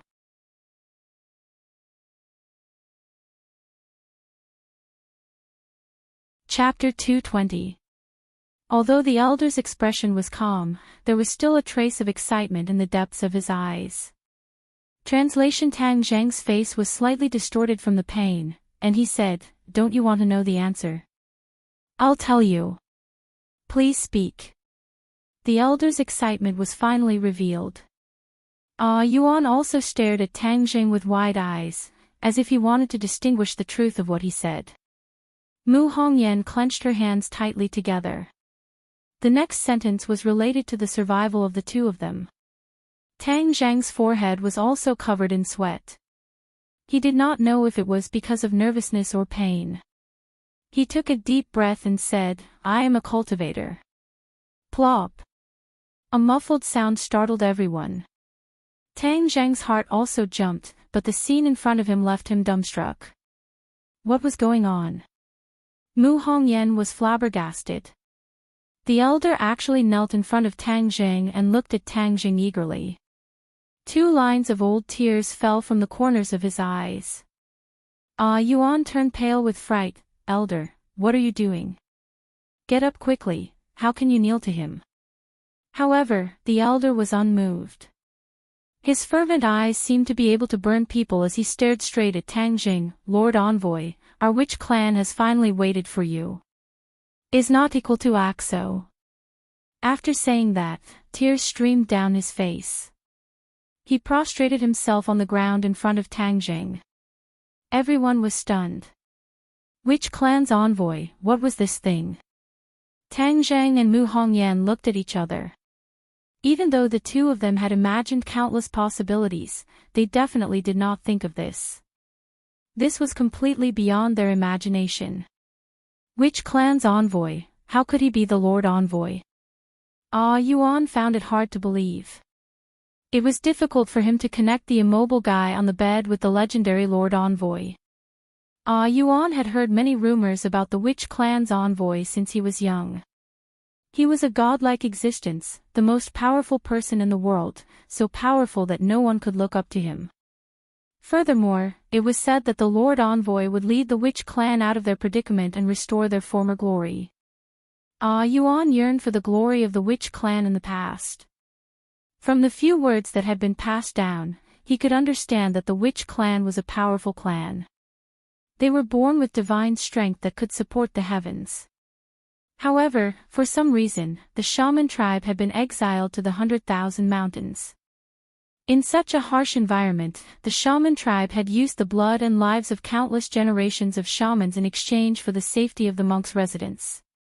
In addition, the shaman tribe was restricted by the 100,000 mountains. There was a restriction that prevented the shaman tribe from leaving the vast mountains. Even if the outside world changed rapidly, the shaman tribe could only hide in the mountains.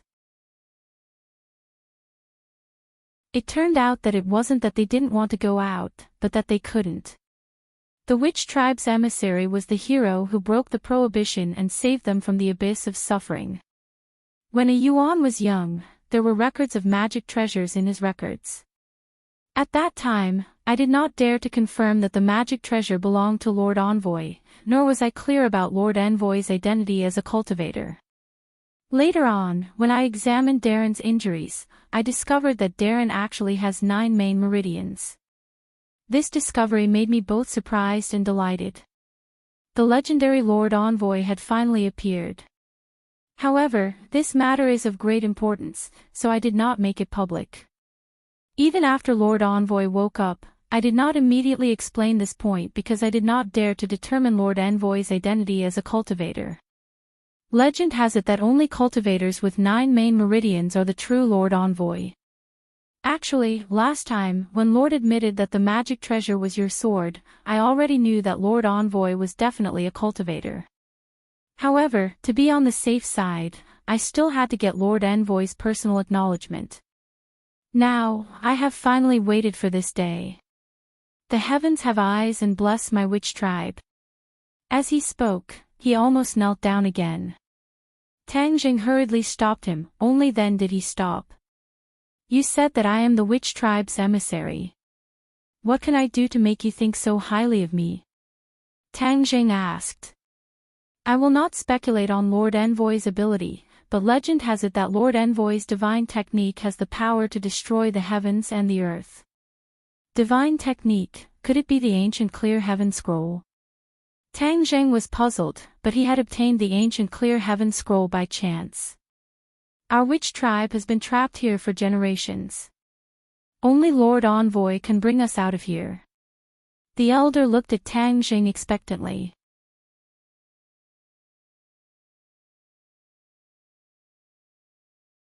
Chapter 221.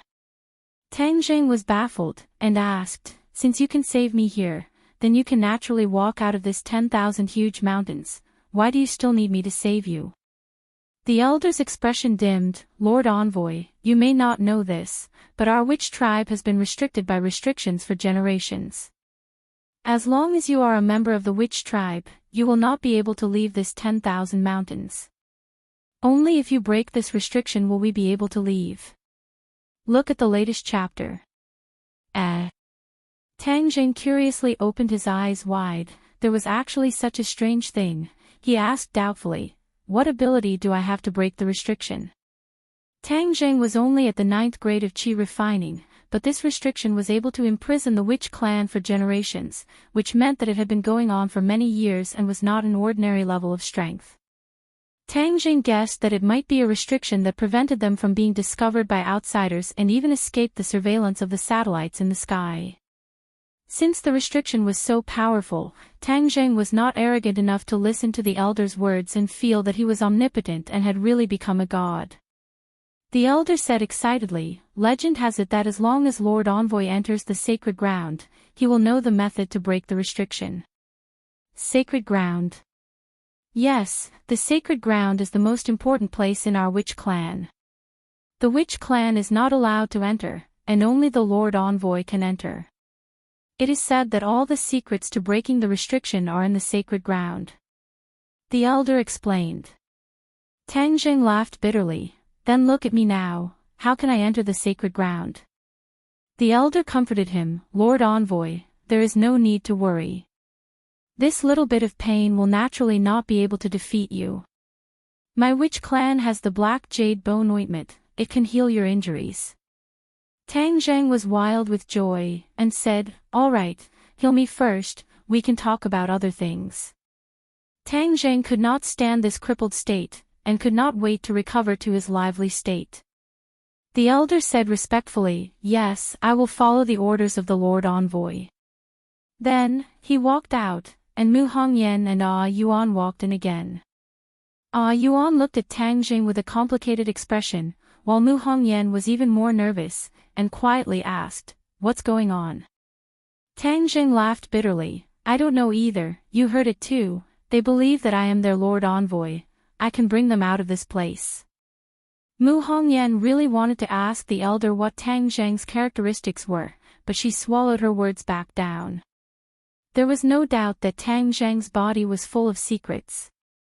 Even though the two of them were in the same boat, it was not convenient for her to ask about Tang Jing's secrets. Then we're fine now? Mu Hongyan asked nervously.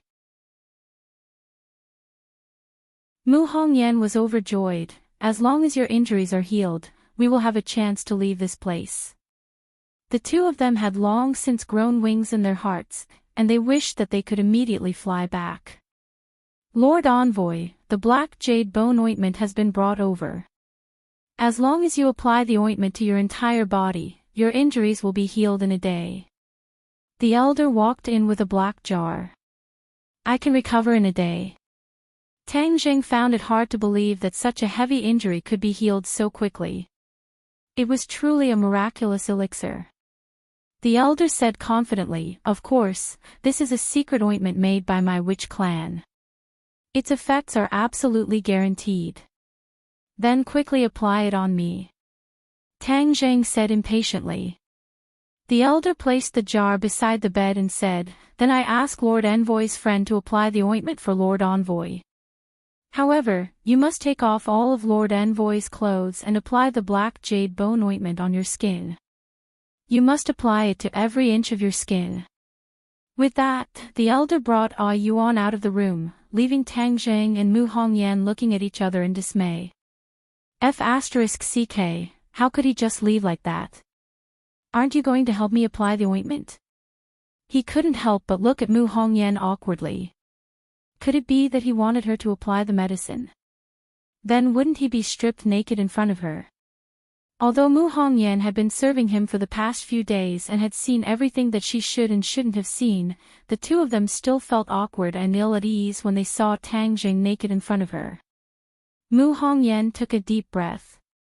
This extremely important matter had fallen on her shoulders, so she could not shirk it. Moreover, to be able to heal Tang Jing, this bit of embarrassment was nothing. Although her face was still flushed red, she took a deep breath and pretended to be calm as she said, "Tang Jing, then I'll take off your clothes now. If it hurts you, you have to endure it a little more." Tang Jing sighed inwardly. Since Mu Hongyan was not shy, then he, as a man, could not be pretentious. Thus, he said, "Thank you very much." Mu Hongyan tried her best to suppress the charming thoughts in her heart as she took off Tang Jing's clothes one by one. Naturally, she had to be in close contact with every part of his body. Fortunately, Tang Jing had already adapted to it in the past few days and his body was not that sensitive. Otherwise, some of the natural reactions of his body would definitely make the two of them extremely awkward. Not long after, Tang Jing became naked. His wheat-colored skin and robust figure all revealed his masculine charm, especially his 8-pack abs and hard chest, making him not lose out to those professional models. What an alluring figure. Mu Hongyan's heart skipped a beat. Her heart couldn't help but beat faster, and her cheeks became even redder. With great difficulty, she suppressed the wild thoughts in her heart. Mu Hongyan opened the jar, and inside was a black ointment. A fishy smell assailed her nostrils, causing her to subconsciously cover her mouth and nose. "Why does this ointment smell so bad?" Tang Jing muttered. "Good medicine tastes bitter. Although this ointment tastes strange, I believe it will have a very good effect." Mu Hongyan resisted the nausea and used her hand to grab the black jade bone ointment. The ointment was shiny, and although the smell was bad, its appearance was not bad. It really looked like a black jade. She slowly spread the black jade bone ointment on every inch of Tang Jing's skin. Her slender jade fingers also caressed every inch of Tang Jing's skin. This caressing caused Tang Jing's skin to tremble, and he couldn't help but have a reaction. Any man who was caressed by such a beauty would definitely have a reaction. Tang Jing was a normal man. Although he tried his best to suppress it, when Mu Hongyan spread the black jade bone ointment on his little brother, it suddenly stood up like an unsheathed sword. Mu Hongyan's hands clearly trembled, and her face was so red that it seemed like water could drip out. Her pair of limpid eyes were full of allure. Her breathing quickened, and her trembling hands continued to apply the ointment. Gradually, beads of sweat appeared on her body. By the time she had spent a lot of effort to turn Tang Jing into a clay doll, her whole body was already soaked, as if she had collapsed. Tang Jing's body was only left with a pair of eyes, mouth, and 2 nostrils. The rest of his body was covered by the black jade bone ointment. He opened his big eyes and stared at her tired and shy appearance. He was very grateful. "I'm done. I'll be going out first." Mu Hongyan rushed out of the house as if she was escaping. The elder and Yuan walked in again. The elder nodded in satisfaction. "Very good, Lord Envoy, you can sleep for a while. One day later, it will be the time for you to be reborn." Tang Jing glared at them fiercely. These two fellows must have done it on purpose, to let Mu Hongyan apply the medicine on him and embarrass him. However, the other party also had good intentions, so he couldn't criticize the other party. Thus, he closed his eyes and fell into a deep sleep. A day passed very quickly. This time, Tang Jing actually slept for an entire day and night. Furthermore, he did not scream in pain. He slept very peacefully, just like a baby. Mu Hongyan had been sitting by the bed watching over him, so when Tang Jing opened his eyes, the first thing he saw was her. Her face was tired, and she had two big dark circles under her eyes. It was obvious that she had not had a good rest today. Seeing that he had woken up, Mu Hongyan was overjoyed and quickly asked, "How do you feel?" Tang Jing felt that his body was no longer in pain, and was even healthier than before. Furthermore, the true qi and true fire in his body had miraculously recovered. The black jade bone ointment was truly a divine medicine. Tang Jing felt that he had to bring this divine medicine with him when he left this place in the future. "I feel very good. My injuries are all healed."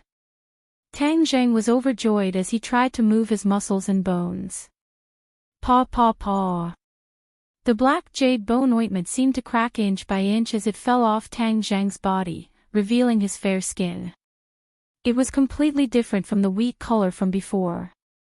In an instant, Tang Jing was naked again. His skin was like snow, just like a Xiao Bai's face. Mu Hongyan was dumbstruck. This effect was too miraculous, throwing away those expensive cosmetics who knew how many streets away. Tang Jing also raised his hand to take a look.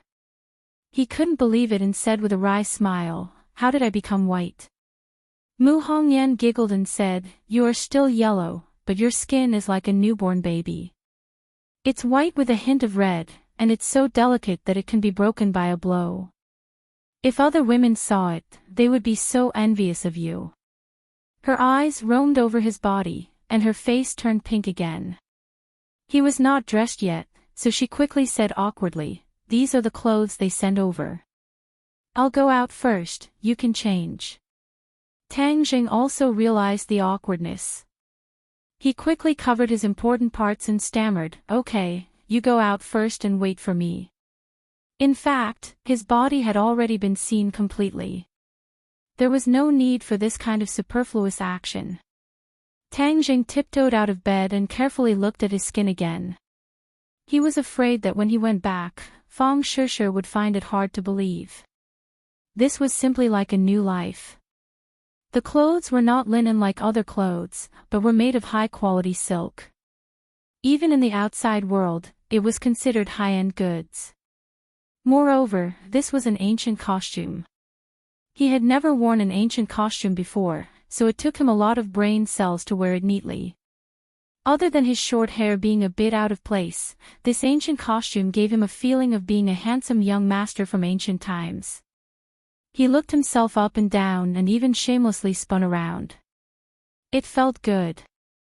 He opened the door and walked out. The sun was shining outside, but Tang Jing did not put his attention into this beautiful environment. Instead, he was shocked by the dense crowd in the square. Hundreds of people were kneeling in front of him.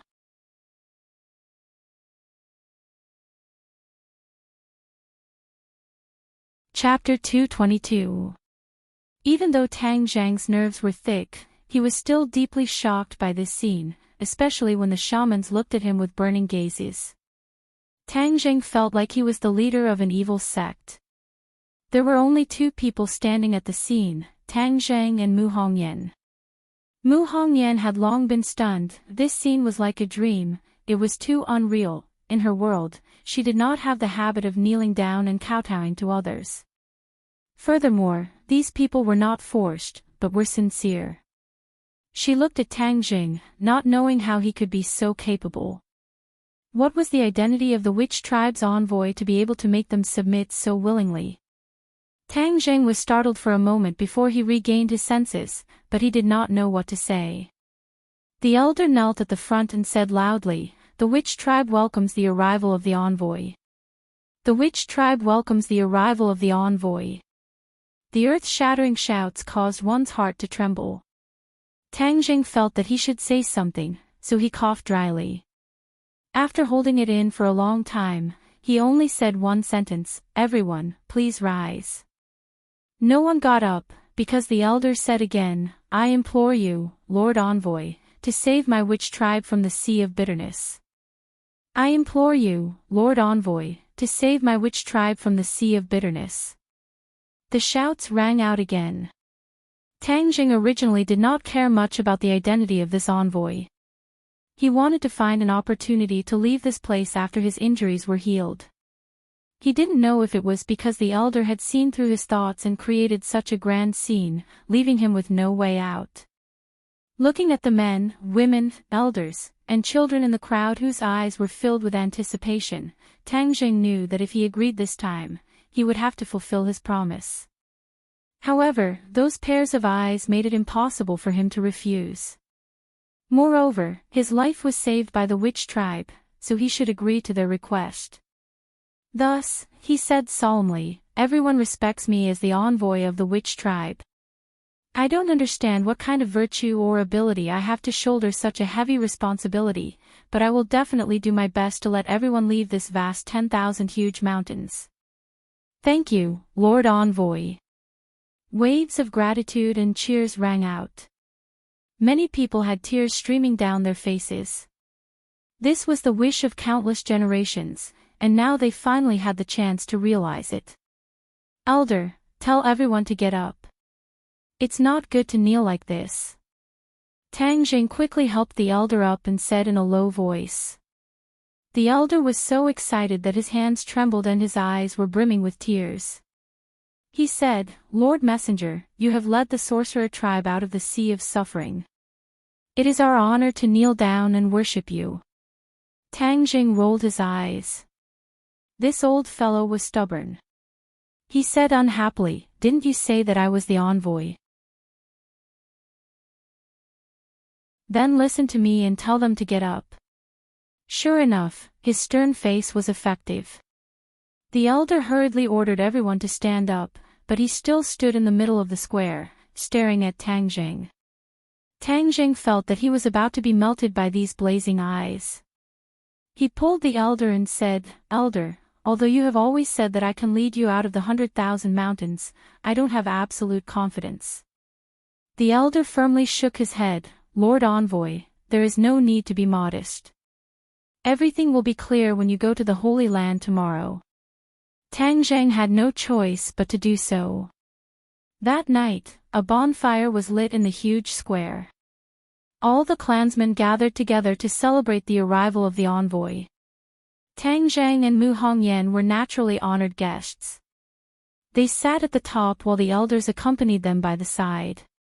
Mu Hongyan looked at the crowd celebrating around the bonfire in the square. She, who was used to seeing big scenes, was deeply shocked by this kind of worship and joy that came from the bottom of her heart. From time to time, she would turn her head to look at Tang Jing. Under the light of the fire, his cheeks were well defined, and there was an additional trace of mysterious aura. People couldn't help but want to see what was going on. Mu Hongyan had seen countless successful men, but compared to the current Tang Jing, they were all lacking in flavor. Even those who were worth billions could not be compared to him.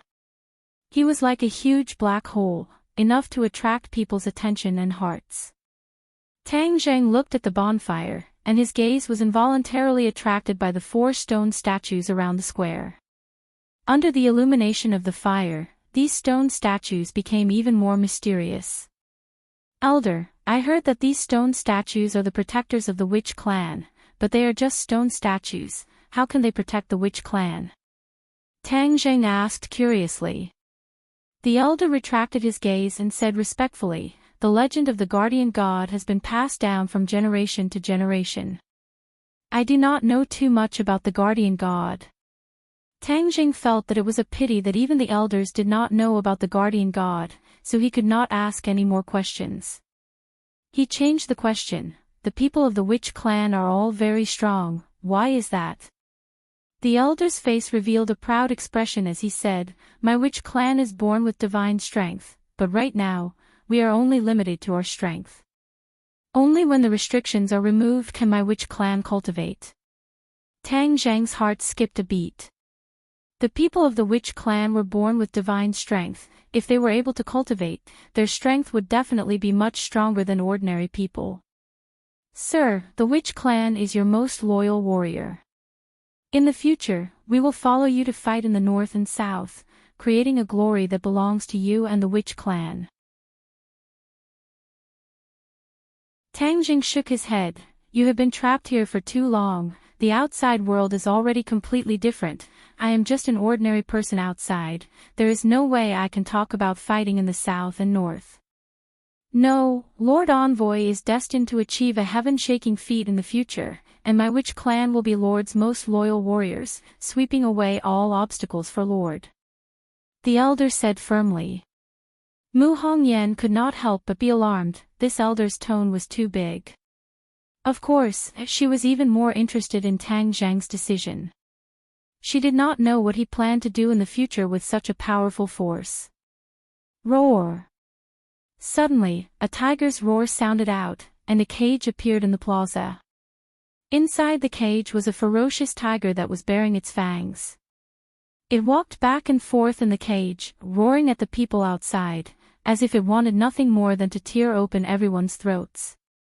Mu Hongyan was shocked by the tiger's roar. He looked over and felt the beast nature of the tiger, his heart beating rapidly.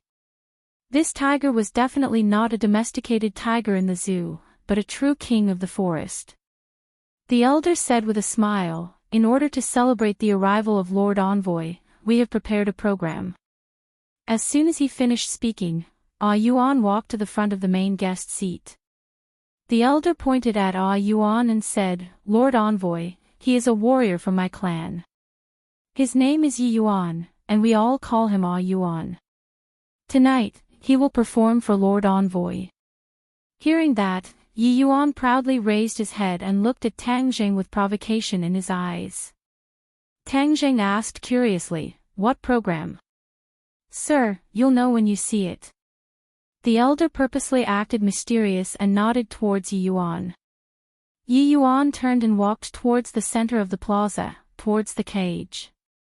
Everyone's gaze was attracted by him. The crowd cheered and many people shouted, Yuan. Yuan, do your best. Yuan walked in front of the cage and opened the door. Whiz! The tiger pounced towards Yuan. The aura of a king that looked down on the world made one's heart palpitate. Yuan stood in front of the cage, as if his neck was about to be bitten off by the tiger. Please recommend.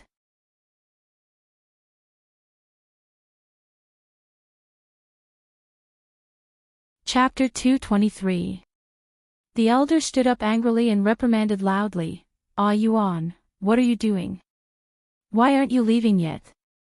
Yuan remained unmoved. He stared straight at Tang Zheng, and said, everyone says that Lord Envoy's divine abilities are unparalleled, so I want to ask Lord Envoy for advice. Nonsense, how can you challenge Lord Envoy? The elder said.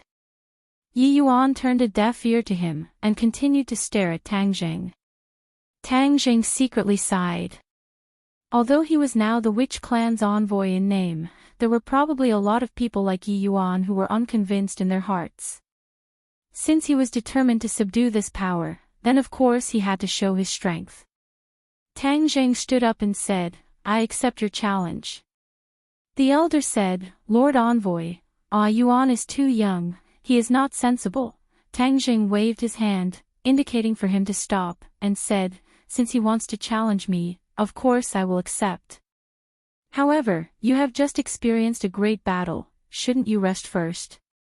No need, this little battle is nothing at all. Yi Yuan vowed. Tang Jing laughed, walked to the center of the plaza, and faced Yi Yuan.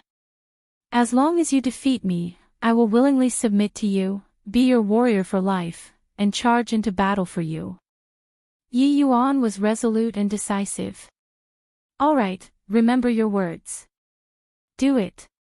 Yi Yuan's movements were very fast, and in the blink of an eye, his huge fist had already arrived in front of Tang Jing, and the air was suddenly compressed by the several hundred kilograms of power, producing a muffled sound. Tang Jing did not move at all. He punched out. His movements were not fast, but before Yi Yuan's fist hit his face, he protected his face. Bang! As the two fists collided, the two of them took a few steps back at the same time. Then, they heard Yi Yuan roar, and with a whoosh, he arrived in front of Tang Jing again. His fist techniques were very simple. They were all straight punches, using the shortest path to attack his opponent. He definitely did not waste any more energy. This was the essence of his fist techniques. Those fancy fist techniques looked good, but their power could not be compared to this most direct fist technique. Yi Yuan's fist techniques were tempered from fighting ferocious beasts time and time again, and were filled with an indomitable killing intent. Tang Jing also gained inspiration from his opponent's fist techniques. He abandoned all unnecessary movements and used the most direct collision. Thus, in the center of the plaza, the two of them punched each other again and again. Their fists struck flesh, and the air spread out in all directions. The muffled sounds were like war drums, causing everyone's blood to boil. Tang Jing was extremely satisfied, as he had never tried this kind of pure strength confrontation before. Each of his punches had over 100 kilograms of strength, and he had also truly experienced the power of the Witch Clan's innate divine strength, which was actually on par with him, a 9th-grade Qi refining cultivator. If they could cultivate it, then their strength would be even more. Yuan's face was already flushed red. These repeated collisions caused his blood to boil. He did not expect that his opponent's strength would not lose to his, but he was not afraid. Instead, his blood was boiling, and his fighting spirit was high. He knew that there was no way he could win like this, so he took the opportunity to throw out another punch. Seeing that Tang Jing's fist was about to meet him, he suddenly changed his move, and actually hugged Tang Jing's waist. Bang! Tang Jing's fist landed on his back. His body trembled, but he endured it. He hugged Tang Jing's waist and exerted force. Whiz! Tang Jing was like an arrow that had left the bow. Tang Jing was in midair and had nowhere to borrow strength, nor was he able to stop. He could only hear the whistling of the wind in his ears as his body quickly retreated. Whiz! Another figure rushed out at an extremely fast speed. With a tap of his foot, he soared into the air and punched out with both fists, attacking Tang Jing. Tang Jing was in midair. He could only subconsciously punch out, but there was no place to borrow strength, so his strength was obviously not as strong as before. Therefore, with two muffled sounds, Tang Jing flew backwards even faster, and fiercely smashed into the stone statue at the side of the plaza. Tang Jing felt that his back was about to fall apart. The impact this time was really not good. This Yi Yuan was really not simple. Seeing that he was about to fall, he grabbed the protrusion of the stone statue and flipped his body to stand in the palm of the stone statue. The stone statue raised one hand, and Tang Jing just happened to land in its palm, looking down at Yi Yuan from above. Plop! With the sound of knees touching the ground, the shamans all knelt down towards Tang Jing. The stone statue was their guardian, and they had been taught since they were young not to be disrespectful to the guardian. As a result, no one had ever dared to climb onto the guardian god's body. However, by chance, Tang Jing stood in the hands of the guardian god. That condescending look added a sense of mystery to his body, causing people to involuntarily feel a sense of reverence, as if he was their guardian god. Tang Jing seemed to understand their mentality. he jumped down and dived towards Yi Yuan. Yi Yuan, who was kneeling on the ground, suddenly raised his head and soared into the air. Bang! This time, Tang Jing did not fly out, but punched Yi Yuan in the chest. Yi Yuan's face turned red, he almost could not catch his breath, and quickly threw out a punch as well. However, this punch was caught by Tang Zheng's big hand, and a force of over 100 kilograms was transmitted to Tang Zheng's arm, causing his bones to crackle, as if they were about to break. Tang Zheng endured the pain, his diving momentum did not decrease, and smashed onto the hard ground of the plaza with Yi Yuan. Bang, bang, bang, Tang Zheng's fist was like a storm as it landed on Yi Yuan's body. Yi Yuan wanted to resist, but every punch of Tang Zheng's was faster than him, causing him to be unable to resist. In the end, he could only take a beating. However, his physique was strong. Even though he had taken so many punches, it was not fatal. Bang! With another punch, Yi Yuan spat out a mouthful of blood, and Tang Zheng finally stopped. Tang Zheng stood up and floated backwards. Seeing Yi Yuan stagger to his feet, he wiped the blood from the corner of his mouth and looked at Tang Zheng with mixed feelings. He had always refused to accept Tang Zheng, but this battle made him realize that he was far from being a match for Tang Zheng. The people of the Witch clan worshipped the strong, and Yi Yuan, who had been roaming around the 10,000 huge mountains since he was young, worshipped the strong even more. Since Tang Zheng had displayed his powerful strength and was also the Lord Envoy, he no longer had any thoughts of resisting. He was sincerely convinced and said with a sonorous voice, "Lord Envoy, from today onwards, I, Yi Yuan, will be your warrior, and I will not change my mind until I die." Tang Zheng patted his shoulder and said, "All right, I believe that in the future, you will become one of my most powerful warriors." Definitely. Yi Yuan clenched his teeth, full of confidence. The applause was thunderous, and the cheers were earth-shattering. The elder walked over, looked at Yi Yuan with gratification, and said, "Now you know how powerful Lord Envoy is, right? In the future, you cannot offend Lord Envoy anymore." "Yes, Yi Yuan will remember." Mu Hongyan was dumbstruck, her mind was still recalling the intense battle just now, the feeling of her fists hitting her flesh caused her heart to beat faster. Although the Long family was also a martial arts family, she had never had the chance to see such an intense confrontation with her own eyes. She had placed more of her energy on business. This time, she experienced even more how powerful Tang Zheng was. Tang Zheng was no longer embarrassed to share a bed with Mu Hongyan. The Witch clan had prepared the best room for him to stay in. After daybreak, after breakfast, Tang Zheng welcomed the elders and Yi Yuan. Today, they were going to the sacred grounds to search for a way to break the restrictions. "I'm ready. Let's go." Tang Zheng stood up and said while holding on to the War Soul sword. The elder nodded and said, "The sacred grounds is still a distance away, so today, only Yuan and I will accompany Lord Envoy." When the few of them went out, they found Mu Hongyan standing at the door next door, staring straight at him, wanting to say something but hesitating. "What's the matter?" Mu Hongyan took a deep breath, feeling rather nervous. In the past, even when facing anyone, she did not feel this way, but now that she was facing Tang Zheng, she could not help but feel this way. "Can I go with you?" She gradually became interested in this mysterious witch clan. In fact, a strong woman like her had an adventurous spirit in her bones. This kind of adventurous spirit used to be displayed in the business world, but now that she had come to this vast 10,000 huge mountains, her adventurous spirit had merged with this piece of land. Moreover, she did not want to leave Tang Zheng. Although no one here would hurt her, she had subconsciously developed a kind of attachment to Tang Zheng. Tang Zheng turned his head to look at the elders.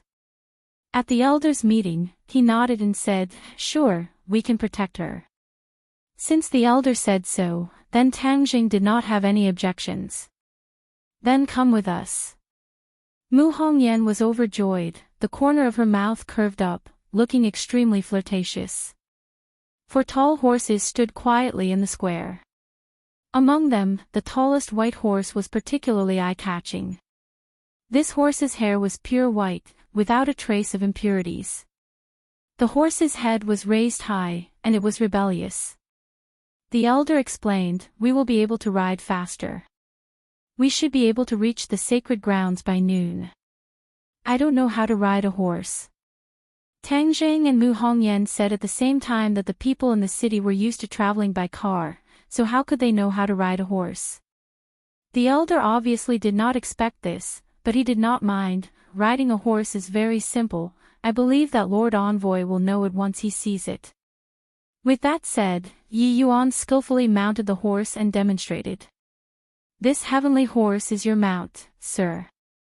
The elder pointed at the tall white horse and said, "Heavenly horse." "Yes, the heavenly horse is one of the most precious mounts in the world. Our witch clan raised a few in the past, but until now, there is only this one. Only the heavenly horse is worthy of your esteemed status, sir." The elder said, "This heavenly horse is still in its infancy and can only travel 1,000 miles a day. When it reaches adulthood in the future, it will be able to travel freely and fight together with you, sir." Tang Jing saw that the heavenly horse was definitely a peerless horse. Thus, with a tap of his foot, he soared into the air and sat on the back of the heavenly horse. Hiss! The heavenly horse hissed, its front hooves soared into the air, its body almost standing up straight. Tang Jing quickly grabbed onto the reins, his legs tightly clamping onto the horse's abdomen, preventing himself from falling. The heavenly horse obviously did not like being ridden. It spread out its 4 hooves and jumped up, wanting to throw Tang Jing off. Tang Jing's competitive spirit was also aroused. He thought to himself that if he could not even tame a beast, wouldn't that make people laugh their heads off? Thus, he clamped his legs tightly and hugged the horse's head with both hands, preventing it from moving. The huge force caused the heavenly horse to feel pain, and it kept screaming, but its cries became weaker and weaker, until it finally quieted down. Only then did Tang Jing release his hands and legs.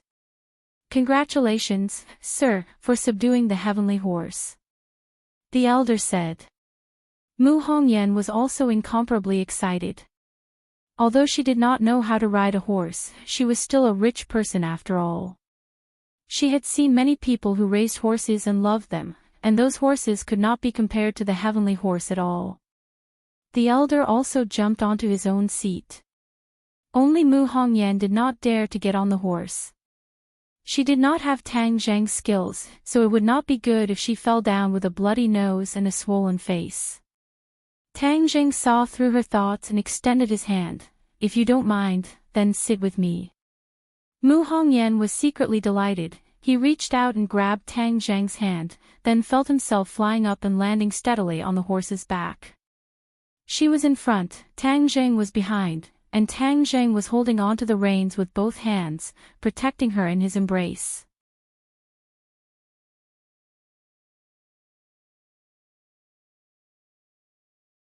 Chapter 224. Tang Jing had never thought that he would have such an experience. The heavenly horse moved as if it was flying, its 4 hooves soared into the air, as if it was riding on the clouds, but every time it landed on the ground, it was very stable. Tang Jing and Mu Hongyan did not feel any bumps at all. "Book group, this is even more comfortable than a car." Mu Hongyan leaned into his embrace. Previously, she was a little embarrassed, but as she gradually became more familiar with him, the awkwardness disappeared. "This is the real convertible sports car," Tang Jing joked. Mu Hongyan covered her mouth and chuckled, but her eyes were exceptionally bright. The feeling that she had never experienced before made her feel extremely novel. Every pore in her body opened up, and every cell became active. Whoosh! Suddenly, Tang Jing, who was running at the front, pulled on the reins, and the horse immediately stopped. The elder also pulled on the horse's head, and the horse's body was raised high. The heavenly horse did not even need Tang Jing to pull on the reins and stopped by itself. It was extremely stable. "There's miasma up ahead," Yi Yuan said in a deep voice. He was not nervous at all. Living in the 10,000 huge mountains, the miasma followed them like a shadow. It would not cause them to be afraid at all. The elder handed over a porcelain bottle to Tang Jing and said, "Lord Envoy, after consuming a detoxification pill, you will not be afraid of this miasma." Tang Jing poured out one pill each with Mu Hongyan. This small pill was able to dissolve the poison of the miasma, causing Mu Hongyan to find it hard to believe. She had lived in southern Yunnan for more than 20 years and had been influenced since she was young. However, she had never heard of a medicine that could completely dissolve the poison of the miasma. However, when he thought of the miraculous black jade bone ointment from before, this detoxification pill did not seem to be difficult to accept. The two of them consumed it, and their bodies did not feel any discomfort. The elder and Yi Yuan also consumed it, and the elder explained, "Back then, when our clansmen were just imprisoned here, many of our clansmen died under this miasma. Later on, an ancestor developed this detoxification pill, and only then could we ensure that our clansmen were not poisoned by the miasma. That ancestor must be a genius doctor," Mu Hongyan said. The elder revealed a smile. "Of course, this ancestor is very kind and has saved many of our people." The elder and Yi Yuan gave their respective mounts another detoxification pill. Tang Jing followed suit and stuffed one into the heaven horse's mouth. Unexpectedly, the beast smelled it, snorted, and turned its head away. It actually did not eat it, as if it was disgusted. The elder said, "Lord Envoy, the heavenly horse has a special physique and is not afraid of this miasma." Tang Zhang's eyes lit up, and he said, "It's immune to all poisons." The elder said, "Although we can't say that it is immune to all poisons, the miasma's poison is indeed no threat to it." Tang Zhang had no choice but to size it up again. This beast actually raised its head high and glanced at Tang Zhang, as if to say, "You country bumpkin, you actually don't know my ability." Tang Zhang did not know whether to laugh or cry. He was actually looked down upon by a horse. If word got out, others would think that he was crazy, but that gaze just now was clearly filled with undisguised contempt. "Forget it, I won't lower myself to the level of a horse." Tang Jing pretended not to see it. Chia! The three horses continued to gallop, their surroundings filled with a white mist. This was the miasma. It looked like a white mist, but in reality, it contained a highly toxic poison, and if one inhaled too much, it would be fatal. But at this moment, the few of them were safe and sound within the miasma. It was truly miraculous. Above their heads were towering trees that covered the sky and the sun. Only sporadic rays of sunlight shone through the gaps. Only the sound of horse hooves stepping on the ground could be heard in the forest. After advancing for a long time, the miasma disappeared. The few of them stopped again, because in front of them was a large swamp that ate people without spitting out bones. The swamp is even more troublesome than the miasma. The elder frowned and said in disgust, "No matter if it is a human or a beast, as long as they fall into the swamp, most of them will not survive." Back then, Lord Envoy was able to hold on because he had a magic treasure protecting him. Tang Jing understood, but Mu Hongyan could not help but look at the war soul sword on his waist. This unassuming black sword was actually a magic treasure. "Then how do we get there?" Tang Jing asked. "Master, please be patient. Of course we have a way." The elder gestured to Yi Yuan, who immediately came to the edge of the swamp and jumped towards a pile of weeds. Mu Hongyan opened his eyes wide in shock. That was a swamp. If he jumped down, he would not be able to survive. However, Tang Zhang was not worried at all. Sure enough, Yi Yuan jumped into the weeds and did not sink. A long bamboo pole appeared in his hand, and with a push, a huge wooden raft slid over. We'll use this to cross this swamp." The elder skillfully led his mount onto the wooden raft. The wooden raft was big enough to accommodate 3 horses and 4 people. As the few of them boarded the raft, Mu Hongyan was obviously a little afraid. He stood closely beside Tang Jing, as if he was afraid that he would fall. Tang Jing comforted her, "Don't be afraid." Mu Hongyan forced out a smile, but his face was a little pale. It was obvious that he was still afraid, but he did not dare to openly grab onto Tang Jing, so he could only try his best to get close to him. There was a stench in the swamp, and there were also the corpses of wild beasts that had not completely rotted. It was a little creepy. Tang Jing, the elder, and Tang Zhang's expressions remained the same. Only Mu Hongyan covered his mouth as he got closer and closer to Tang Jing. In the end, he simply leaned his entire body on him. She had been sitting in the office all year round, so when had she ever been in such a harsh environment? Naturally, fear would arise in her heart. Seeing her trembling and her face becoming paler and paler, Tang Jing bitterly smiled to himself. "Why did you have to suffer with me? But this is not the way to go. What if something bad really happens to you?" Thus, he took the opportunity to wrap his arms around her shoulders. Mu Hongyan's body tensed up, and then she leaned into his embrace. A strong sense of security filled her heart, dispelling the fear in her heart. She raised her eyes and glanced at him, only to discover that he was looking straight ahead, his eyes deep and steady, completely lacking the frivolity of his age. Seeing that he had retracted his gaze, she hurriedly lowered her head, afraid to look him in the eye, but she did not have the courage to leave his embrace. The elder and Yi Yuan pretended not to see anything. Yi Yuan focused on supporting the raft, while the elder focused on a mountain peak that protruded out from the distance. The mountain was not very tall, but it was fiery red. The leaves were like burning flames, and even the tree trunks were fiery red. Moreover, all the different types of trees had the same color, fiery red, a bewitching red. Tang Jing also saw the mountain peak that looked like flames, and asked curiously, "Could that be the sacred ground?" The elder retracted his gaze and nodded, "Yes, the sacred ground is like a flame that can burn away all the sins in the world." "Why are they all fiery red?" The elder shook his head, "This is the magical part of the sacred ground. Ever since I was born, the sacred ground has been this color, and it has never changed throughout the year." Tang Zhang was extremely curious.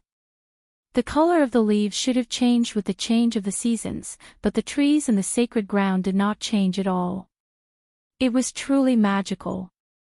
However, since it was the witch clan's sacred ground, there would naturally be many magical things about it.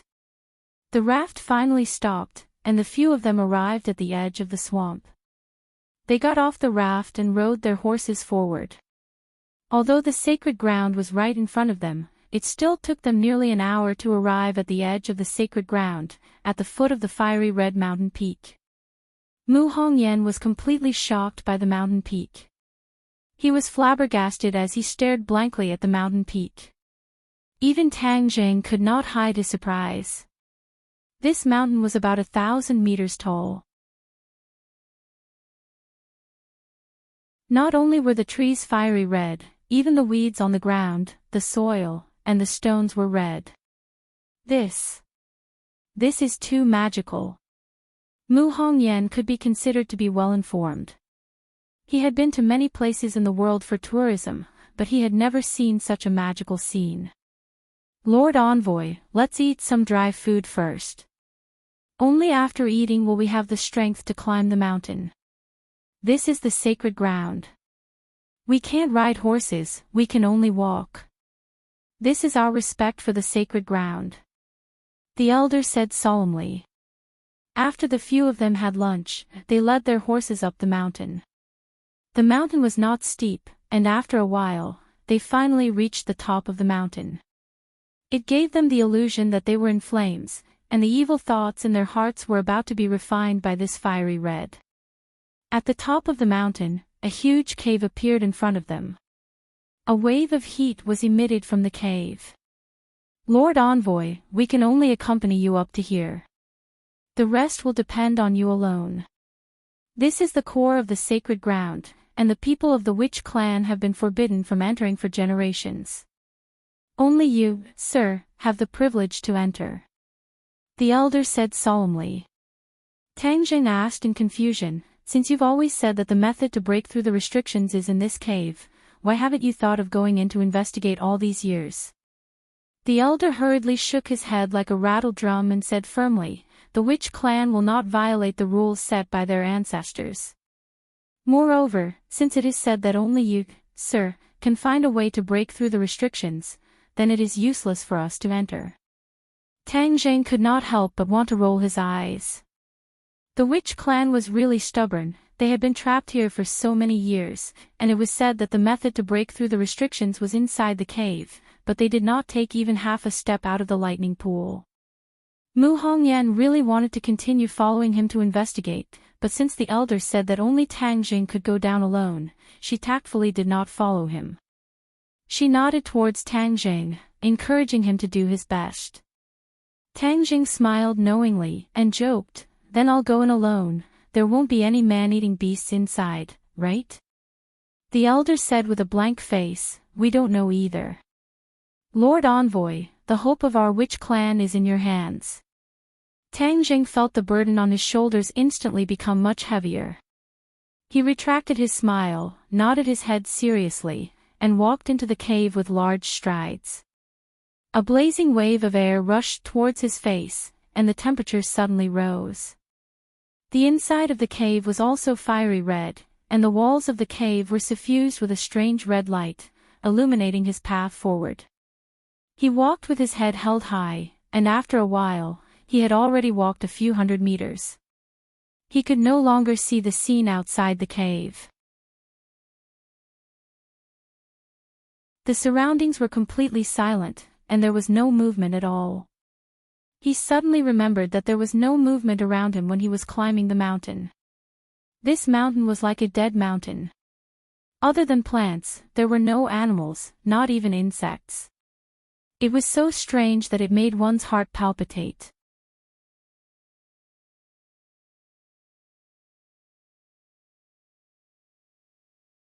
Chapter 225.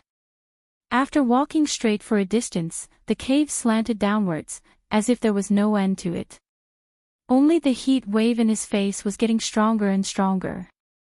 Tang Jing frowned, his nerves tensed up, the war soul sword in his hand glowed with a black light, forming a sharp contrast with the red light around him. Suddenly, the view in front of them opened up. They arrived at a huge stone hole. There was a huge pool in the middle of the hall, but it wasn't water. Instead, it was boiling red lava. The boiling hot air turned the stone hall into a huge furnace. Tang Jing immediately channeled his energy to counteract the heat. The pure yang energy in his body was also agitated by the surging heat.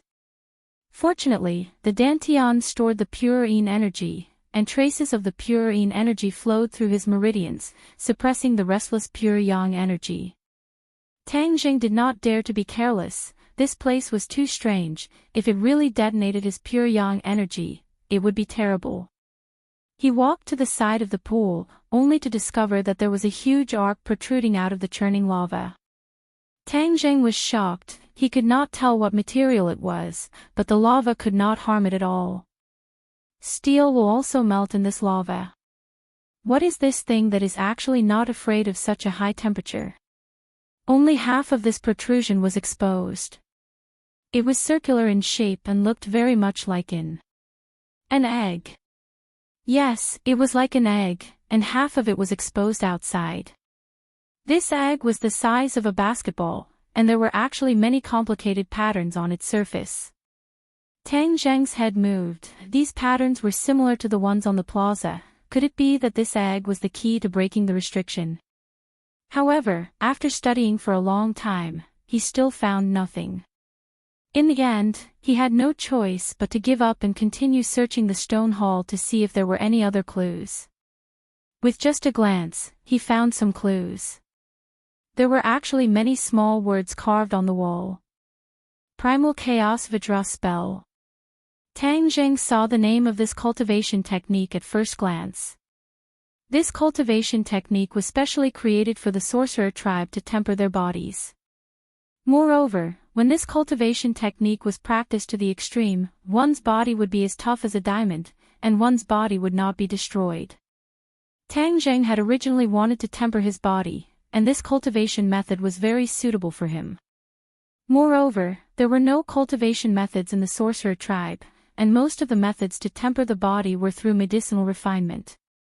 If he gave this cultivation method to the sorcerer tribe's power would definitely increase greatly. After the cultivation technique, there was a huge mural. It was vivid and lifelike. On the mural, there was a man and an egg.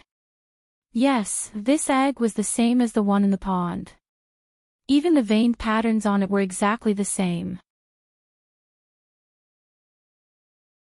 There were 9 lines drawn on the man's body. The man covered the egg with his hands, and the egg shone brightly. Then, a ball of white light broke out of the shell. Ha! What's the meaning of this? What is this white light? Tang Zheng stared straight at the egg, then looked at the picture for a while, as if deep in thought. Could it be that I have to follow the method of the person in the picture? There are 9 lines in this person's body. Could it be that they symbolize the 9 main meridians? Tang Zheng could not think of a better way, and the elder had solemnly said that only he could break the restriction, so he could only give it a try. However, the egg was in the middle of the pool, and even if he wanted to follow the instructions on the mural, he could not reach it. What should he do? Suddenly, his gaze fell on the War Soul Sword. With a thought, he hurriedly channeled his energy to protect the War Soul Sword. Then, he slowly inserted the War Soul Sword into the magma. Gulp! Fiery red bubbles appeared around the War Soul Sword. The War Soul Sword immediately glowed with a black light, but it was not damaged at all. Tang Zheng was overjoyed. The War Soul Sword had a large amount of Yin Qi, so it was obvious that it could withstand the rolling magma. Tang Zheng pointed his foot, holding the sword with one hand, he soared into the air and rushed towards the egg. Seeing that he was about to fall into the magma, he suddenly made his move. The War Soul Sword pointed at the magma, and with the help of the rebound force, his body soared into the air and finally arrived above the egg. He hurriedly inserted the War Soul Sword into his waist and landed upside down. His hands covered the egg, as this was the only way to achieve the appearance shown in the mural. The moment his hand touched the egg, a red light shone, and the mysterious patterns on the egg also glowed. A huge suction force drilled out from the egg, and the innate qi in his body surged and was sucked into the egg. Tang Zheng turned pale with fright. He wanted to withdraw his hand, but it was too late. The suction force was too terrifying, and it was not something he could resist. Holy shit! What's going on? This egg seems to have some sort of star-sucking ability. It can actually absorb my Jin Qi. Tang Zheng had never heard of such a situation before. His expression changed greatly. Was he going to be sucked dry? Hiss hiss suddenly, a surge of blazing energy flowed from the egg into his body. His entire body felt like it was boiling. The pure yang energy had finally been activated. Ah! He let out a blood-curdling scream as his entire body felt like it was on fire. The agitated pure yang energy seemed to want to break through his meridians. At this time, the accumulated pure yin energy began to move. Tang Zheng hurriedly circulated his energy, and the pure yin energy and the pure yang energy were neutralized. Only then did his pain slightly subside. He was sweating profusely as he stared at the egg. He discovered that the patterns on the egg were spinning rapidly, and the red light was gradually dissipating. Bang! A powerful force came from the egg, and he was sent flying. He flew across the pond and landed on the ground, staggering. Tang Zheng found that his body was empty. His Shin Chi had been sucked dry. Holy shit, this egg is a bottomless pit. Tang Zheng wanted to cry but had no tears. Fortunately, his body did not suffer any major damage. Hey, how did the pure yang energy increase so much? Tang Zheng could clearly feel the surging power of the pure yang energy. This must be the heat from the egg transforming into pure yang energy. Tang Zheng wanted to cry but had no tears. He originally wanted to suppress the pure yang energy. Now that the pure yang energy was increasing, he felt his body temperature increase a little. Moreover, there was not much purine energy left in his dantian. He did not have time to sigh at the changes in his body. He stared at the egg from afar. Didn't the mural say that the egg would crack? Then, a white light would rise. But after waiting for a long time, the egg did not have the slightest reaction. What's going on? Did I not absorb enough Shin Qi? Tang Zheng seemed to be deep in thought, but I don't have any more Shin Qi in my body, so it's useless to stay here. Why don't I go back and ask the elders first? Returning the way he came, his speed was much slower. After all, there was no more Shin Qi in his body. This was equivalent to him having just experienced a great battle, and his losses were too great. After a long time, he finally reached the entrance of the cave and discovered that the three elders were stretching their necks to look into the cave. When they saw Tang Zheng, they all revealed excited expressions. "Elder, I'm sorry, I didn't succeed," Tang Zheng said regretfully. However, the elder did not mind and said excitedly, "Lord Envoy, you are too amazing." Tang Zheng was baffled. He did not even succeed. What was so great about it?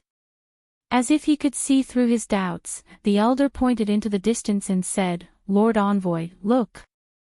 Looking over, he saw a ray of light shooting into the sky from the direction of the plaza.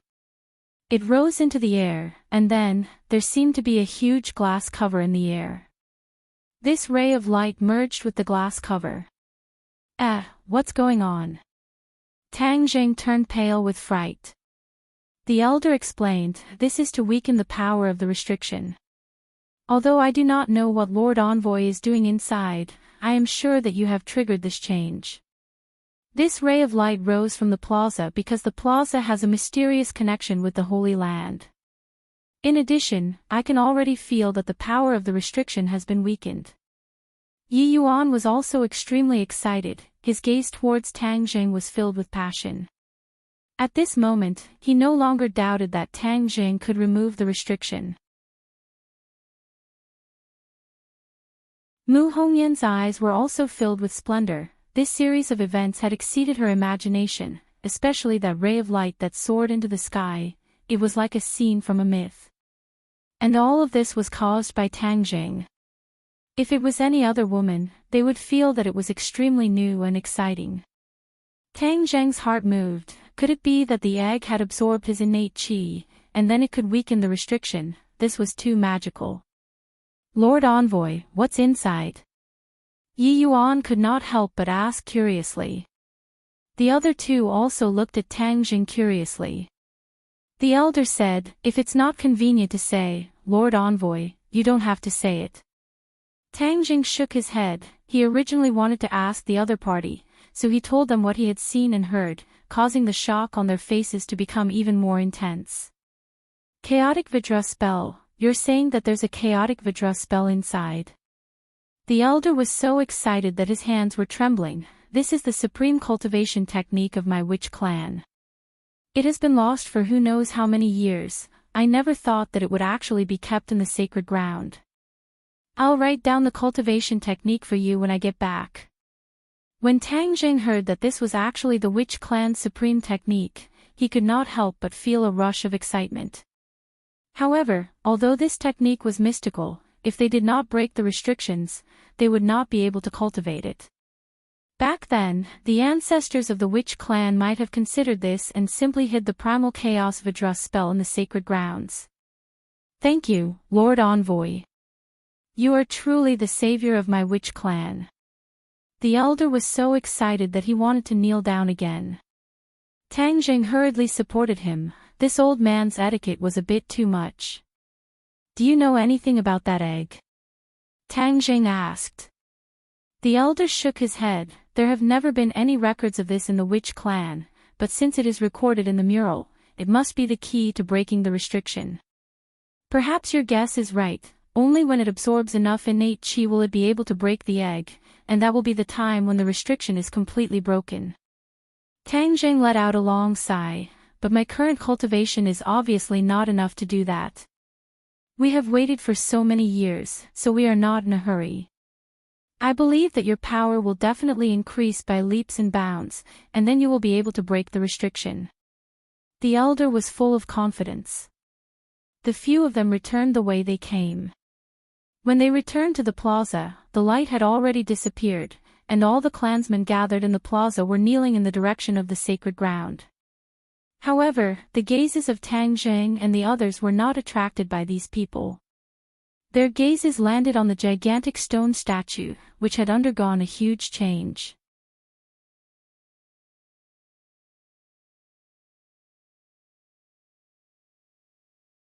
Chapter 226. The gigantic stone statue was no longer in its original position. Furthermore, the postures of each stone statue were different as well. Sogu, 360, So-So, quick update, no ads, coming soon. The stone statue moved. How could such a gigantic stone statue move? When the witch clansmen saw that they had returned, they all started to talk at once. It turned out that when the ray of light shot into the sky, the 4 stone statues seemed to have come to life and started to move, changing into their current positions and postures. Tang Jing was dumbstruck. He had originally thought that the stone statue was a dead object, but now he knew that it could actually move. Stones also have life.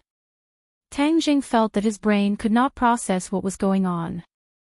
However, the elder said excitedly, "The guardian god has appeared. This shows that the restriction is about to be broken." When everyone heard this, they were so excited that they could not control themselves. They all looked at Tang Jing eagerly. However, Tang Jing's expression was not as optimistic as theirs.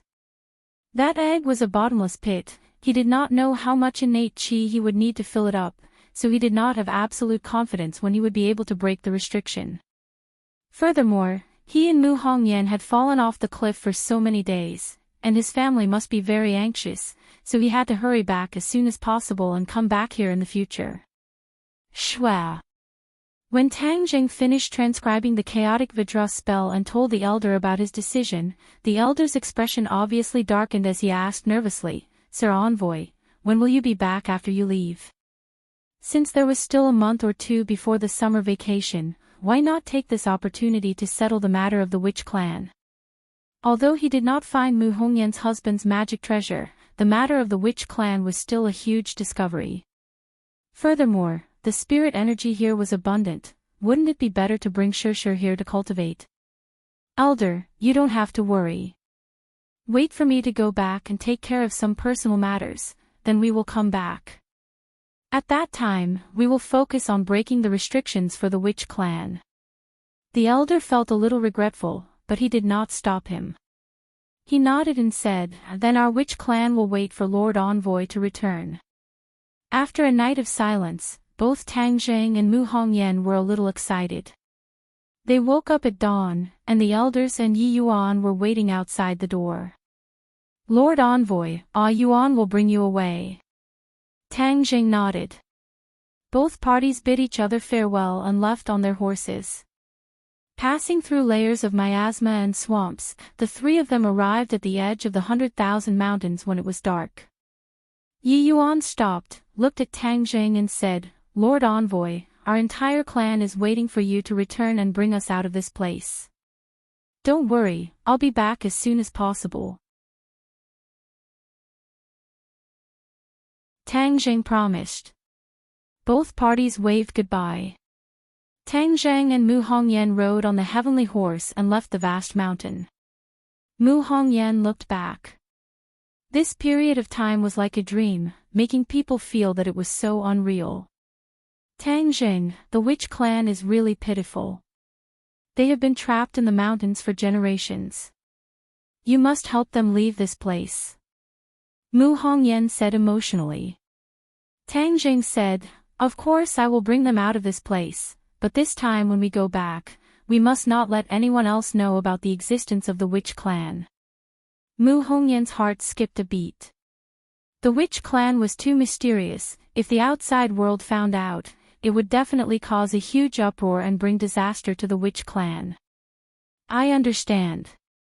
The witch clan saved me, so of course I will think for them. Mu Hongyan agreed. The two of them compared their statements again and found a set of excuses. They said that both sides were saved by the dense branches that covered the sky, but they lost their way in the forest and spent so many days to walk out of the vast mountains. Of course, the heavenly horse was the wild horse they found by chance in the mountains. Who do you think is the one who tried to assassinate us this time? Is the target you or me? Tang Jing asked curiously. Mu Hongyan was silent. She had thought about this question many times in the past few days. She had an illustrious identity and had been assassinated before, but this was the first time in Dianan.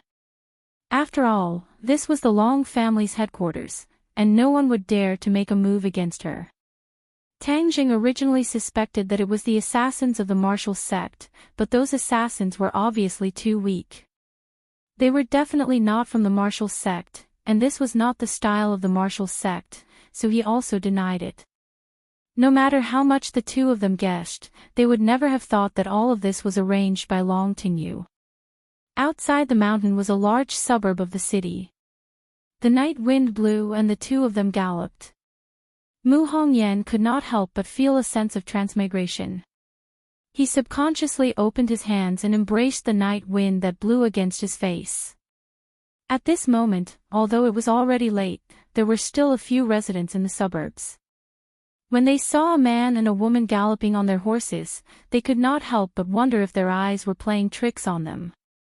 The sound of horse hooves faded into the distance, leaving behind an unforgettable scene for these people. In the darkness of the night, the heavenly horse could actually distinguish the road. Its four hooves flew as it dashed towards the lights of the city in the distance. More than an hour later, they arrived at the edge of the city. The brilliant lights illuminated the road ahead and completely exposed their tracks. The heavenly horse raised its head high and looked at the unfamiliar city. The unfamiliar scene made it faintly excited. It screamed and ran away. Immediately, a shocking scene was born. On the wide road, a tall white horse carried a man and a woman. The man was handsome and the woman was beautiful as they galloped forward. There were many cars on the road. When the owner of the car saw this scene, he could not help but be surprised. Who was it that came out to walk their horses in the middle of the night? Moreover, this horse. It was really handsome and extraordinary. Even an outsider could tell that it was a real good horse. Whiz! The heavenly horse was like a gust of wind as it shuttled through the traffic. It even lowered its head to look at the cars beside it. It seemed to treat these iron shells as opponents as it quickly overtook one car after another. The owner of the car was stunned. Could it be that the horse wanted to race with the car? Some of the owners had already increased the throttle to keep pace with the heavenly horse. The heavenly horse was infuriated by such a provocative action. It raised its front hooves high and almost stood up with the two people on its back. Mu Hongyan cried out in alarm, and leaned tightly into Tang Jing's embrace. However, Tang Jing could sense the intentions of this beast, so it was fine. Since the elder had praised the heavenly horse so much, then he might as well experience its speed today. What was the speed of an arrow leaving the bow? The heavenly horse's speed was the best explanation. It kicked backwards, and the tall horse's body soared into the air. It was as if it was riding on the clouds, and it actually jumped over a moving car. It steadily landed on the ground, scaring the owner so much that he hurriedly braked. The heavenly horse neighed proudly. Its speed was extremely fast, and in the blink of an eye, it had left a few cars behind and was far ahead. Woo! Suddenly, the roar of an engine rang out. A sports car rushed out and arrived beside the heavenly horse. It was obvious that it wanted to compete with the heavenly horse. Tang Zheng was in high spirits as he patted the back of the heavenly horse and said, "Do you have the confidence to beat him?" The heavenly horse snorted proudly and turned its head to look at the owner of the sports car. The owner of the sports car thought that his eyes were playing tricks on him. He was actually looked down upon by a beast.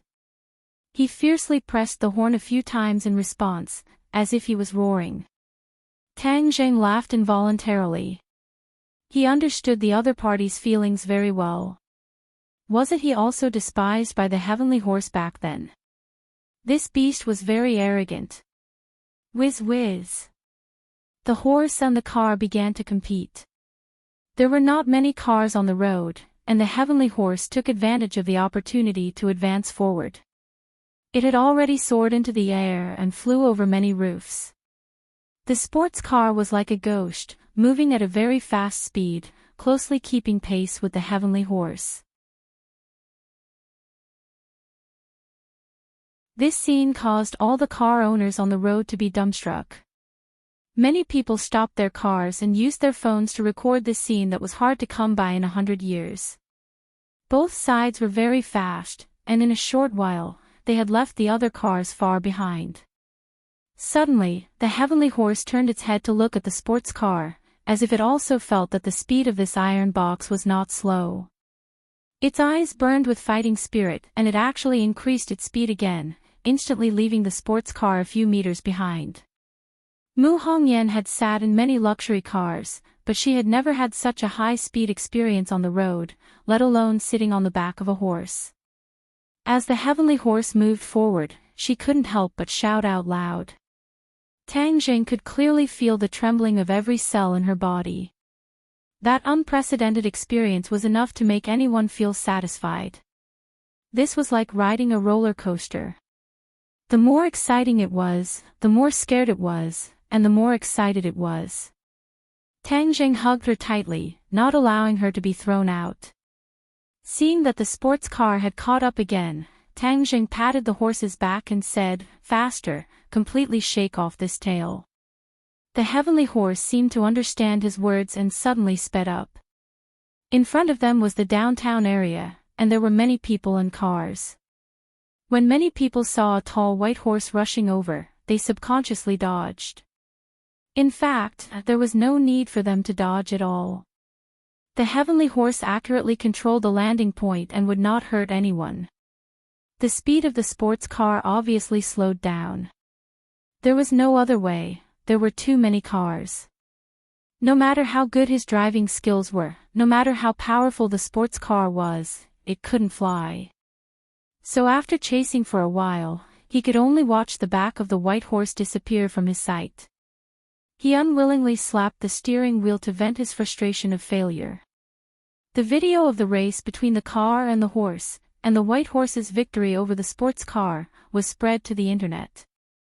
Many people were shocked by the white horse's heroic appearance, and even more people participated in the discussion about who exactly the man and woman sitting on the horse were, to actually have such a BMW. Many young girls stared blankly at the back of Tang Zheng. The woman sitting in his embrace was too happy, it was simply like a dream fairy tale. What was Prince Charming? This was Prince Charming. At that moment, Tang Zheng did not know that he had a name on the internet, Prince Charming. He had become the dream lover of many girls, and many girls even asked their boyfriends to ride a tall white horse to propose to them before they were willing to marry him. Tang Zheng did not know that his unintentional actions had actually added so much burden to the male compatriots of the world. Fortunately, the heavenly horse was too fast, and there was only a blurry back view in those videos. It was impossible to see his face clearly, otherwise, he would have become the public enemy of the male compatriots wherever he went. Tang Zheng was not in the mood to pay attention to all of this, because they had already returned to the lakeside villa, but Fang Shishir was not here. It was said that she had been picked up by someone.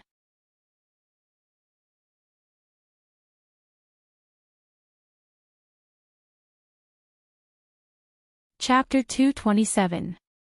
The news of Tang Zheng and Mu Hongyan's return immediately reached the Long family.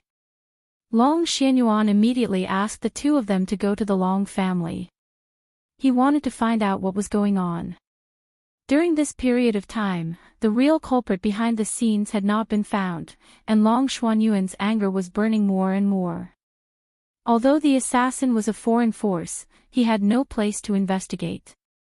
However, he aimed the spearhead at the cold-faced killer, Xiao Xiaoling.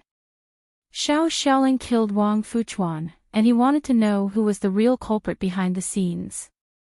Just like Long Tingyu said, the assassination of Mu Hongyan might also be arranged by the real culprit. However, Xiao Xiaoling seemed to have disappeared into thin air. No one knew where he was, but everyone believed that as long as he showed up, he would definitely not be able to escape the eyes of the Long family. The two of them were preparing to go to the Long family when suddenly, Tang Zheng felt a strong uneasiness. Something happened to Shishir. He sensed that the Imperial Spirit Array in the Jade Buddha that he had given to Fang Shishir had been activated. Only when Fang Shishir was in danger would the Imperial Spirit Array be activated. Shishir is in danger, I'll go save her first. Tang Zheng turned over and mounted his horse. Without waiting for Mu Hongyan to react, he urged the horse to gallop. Mu Hongyan was shocked. How could Fang Shishir be in danger? She immediately contacted Long Xianyuan, hoping that the Long family would mobilize their power to find the whereabouts of Fang Shishir. Mu Hongyan and Tang Zheng had experienced this ordeal, and understood even more about Tang Zheng's extraordinariness. Therefore, if Fang Shishir had an accident in Dianan, it would definitely arouse the disgust of Tang Zheng. Although Tang Zheng's current strength was not that heaven-defying, offending him was definitely not a good thing. His potential was limitless, and no one knew how far he could go in the future. Actually, they did not need to track down Fang Shishir's whereabouts, because Tang Zheng had already used the tracking technique to track down her location. This time, Fang Shishir was not facing an ordinary danger. Tang Zheng had already sensed that the Jade Buddha had been destroyed. The Jade Buddha would not be destroyed by ordinary attacks, which meant that the enemy was an expert. Tang Zheng spurred his horse and galloped straight to a luxurious restaurant. When this tall horse entered the restaurant, the waiter was so shocked that he forgot to stop it. He dismounted from his horse and walked towards a private room with a gloomy face. Finally, a waiter came forward to stop him. Tang Zheng did not even look at him as he walked straight towards his destination. The Pegasus snorted and looked down at the dumbfounded diners. Then, it followed Tang Zheng and walked forward. It was extremely arrogant. When it encountered a table, it lifted its hooves and directly kicked it away. This man and horse were both filled with power, exuding an aura that warned others not to get close. Stop right there. Suddenly, an angry roar sounded. The two burly men at the door blocked Tang Zheng's path. Bang bang.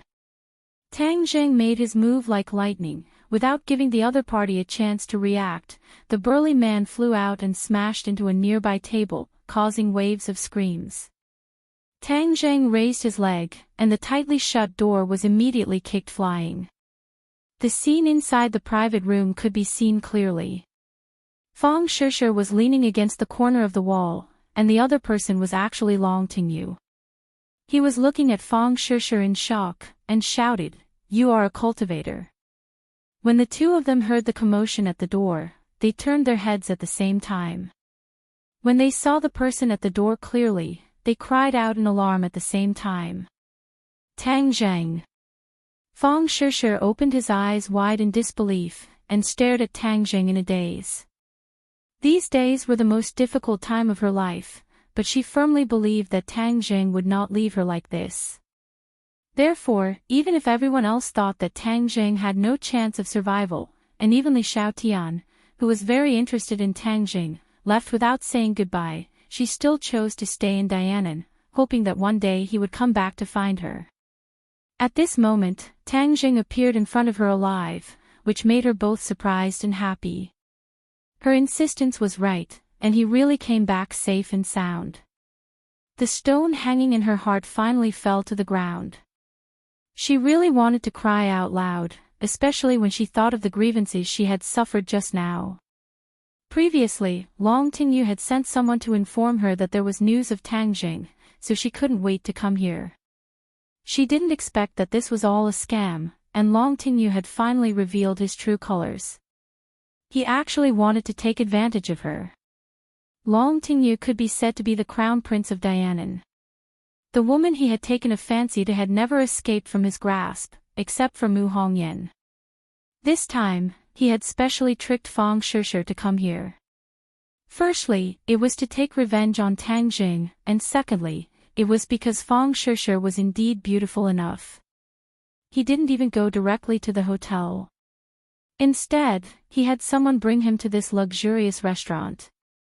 Long Tingyu was a person who liked sentiment.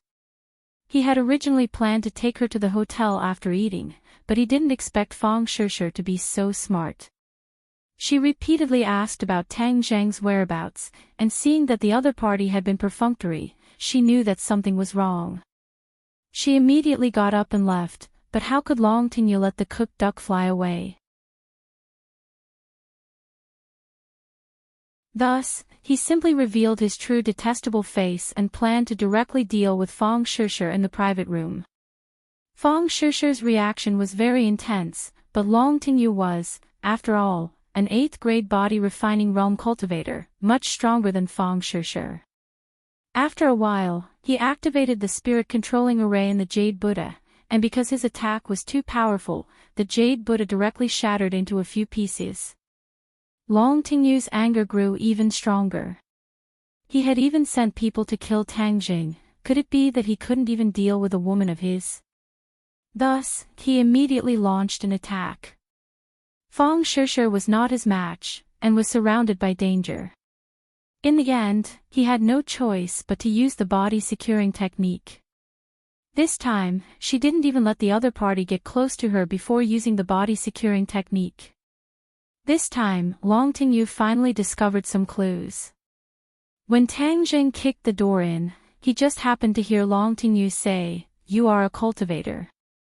Tang Zhang's nerves instantly tensed up. Shishir's identity as a cultivator had been exposed. His eyes immediately burst out with a terrifying cold light, filled with killing intent. Long Tingyu looked at Tang Jing in disbelief and said, "Why aren't you dead?" "Of course I won't die. If you dare to have any ideas about my girlfriend, then today will be the day you die," Tang Jing said while gnashing his teeth. Long Tingyu gradually calmed down from his initial shock, and said disdainfully, "My death? Humph, you were lucky last time, but this time you came to provoke me again. It should be your death. Furthermore, your girlfriend is a cultivator." This is a huge secret. I think the people from the martial sect will be very interested. Even if I don't kill you, it will be difficult for you to escape the pursuit of the martial sect in the future.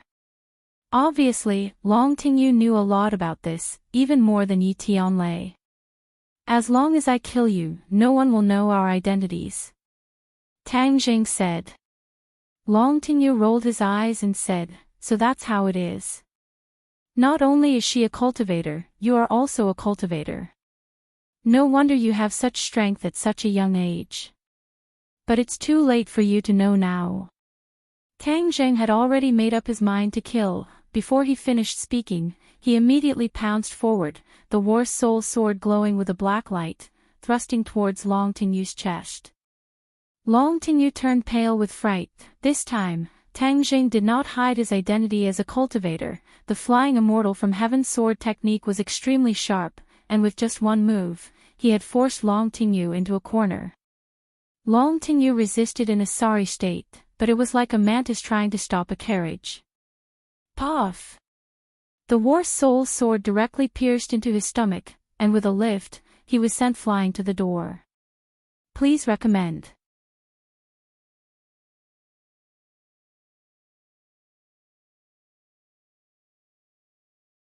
Chapter 228.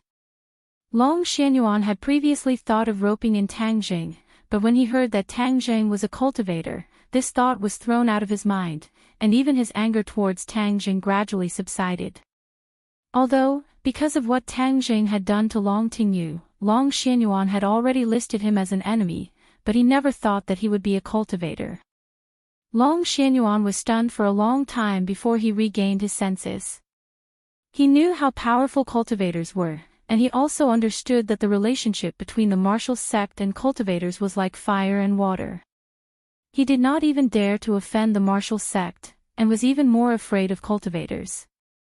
This was the attitude of ordinary people towards cultivators, to keep a respectful distance from them. They did not have as deep a foundation as the martial sect, and cultivators were too mysterious.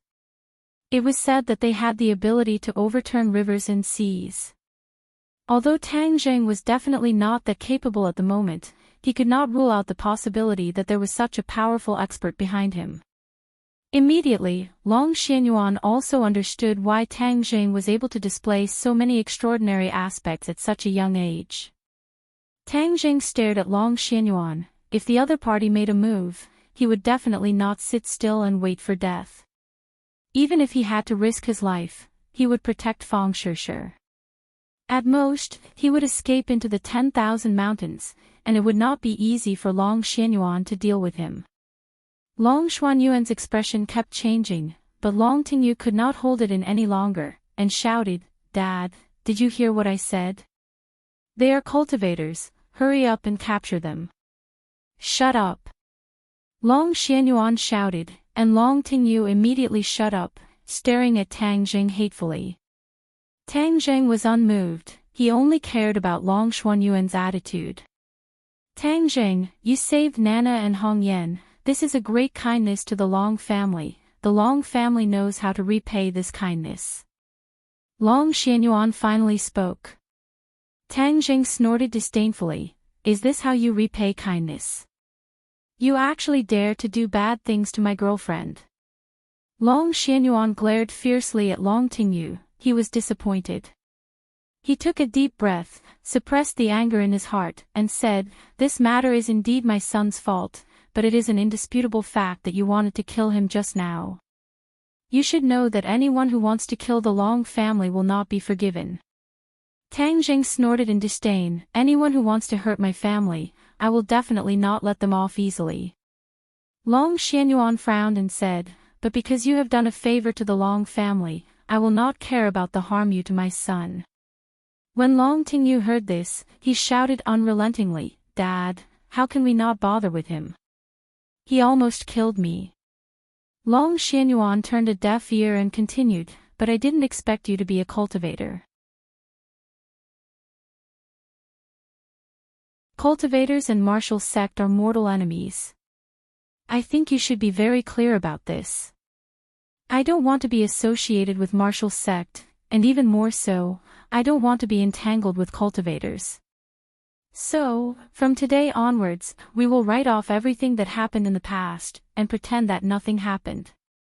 Long Xianyuan did not want to bear the infamy of killing his benefactor, nor did he want to offend martial sect and cultivators, so he simply pretended that nothing had happened. He actually made such a decision.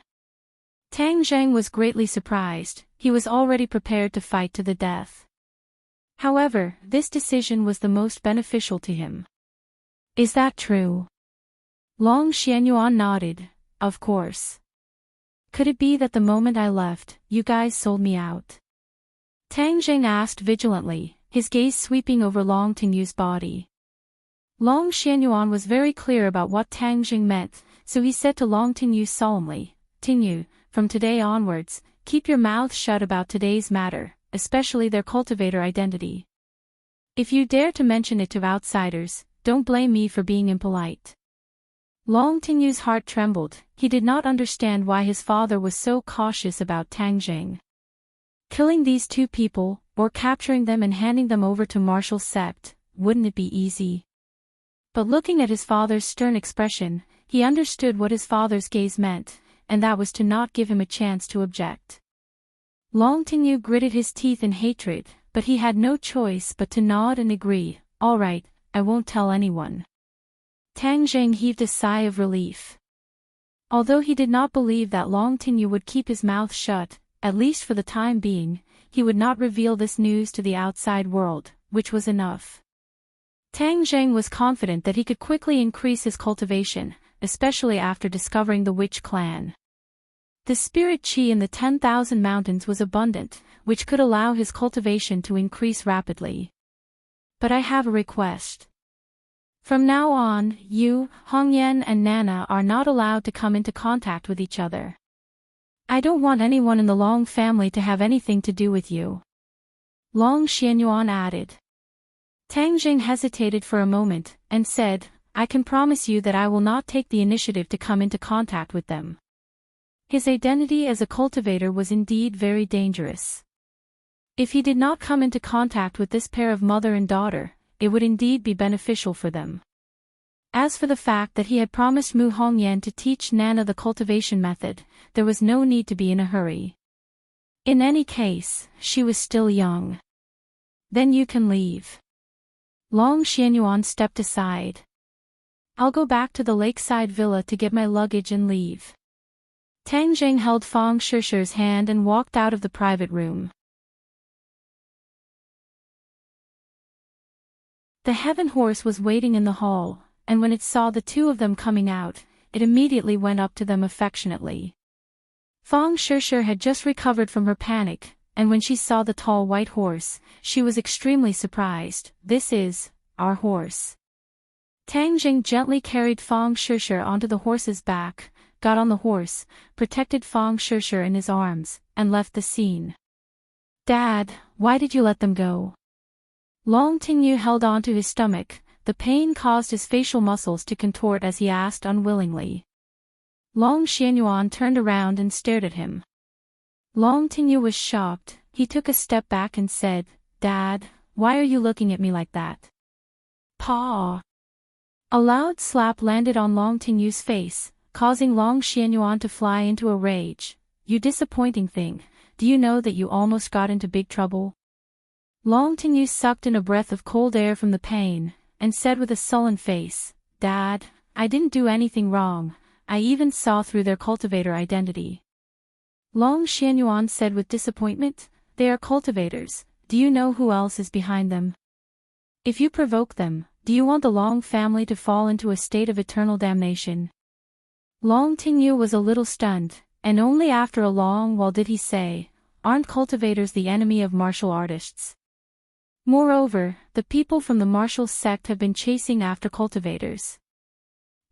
Enemy, how many years ago was that? Only a one-track-minded person like the martial organization would keep on chasing and killing cultivators. Even the people from the Li Palace and the Azure Dragon Hall turn a blind eye to cultivators. Does our Long family need to provoke them?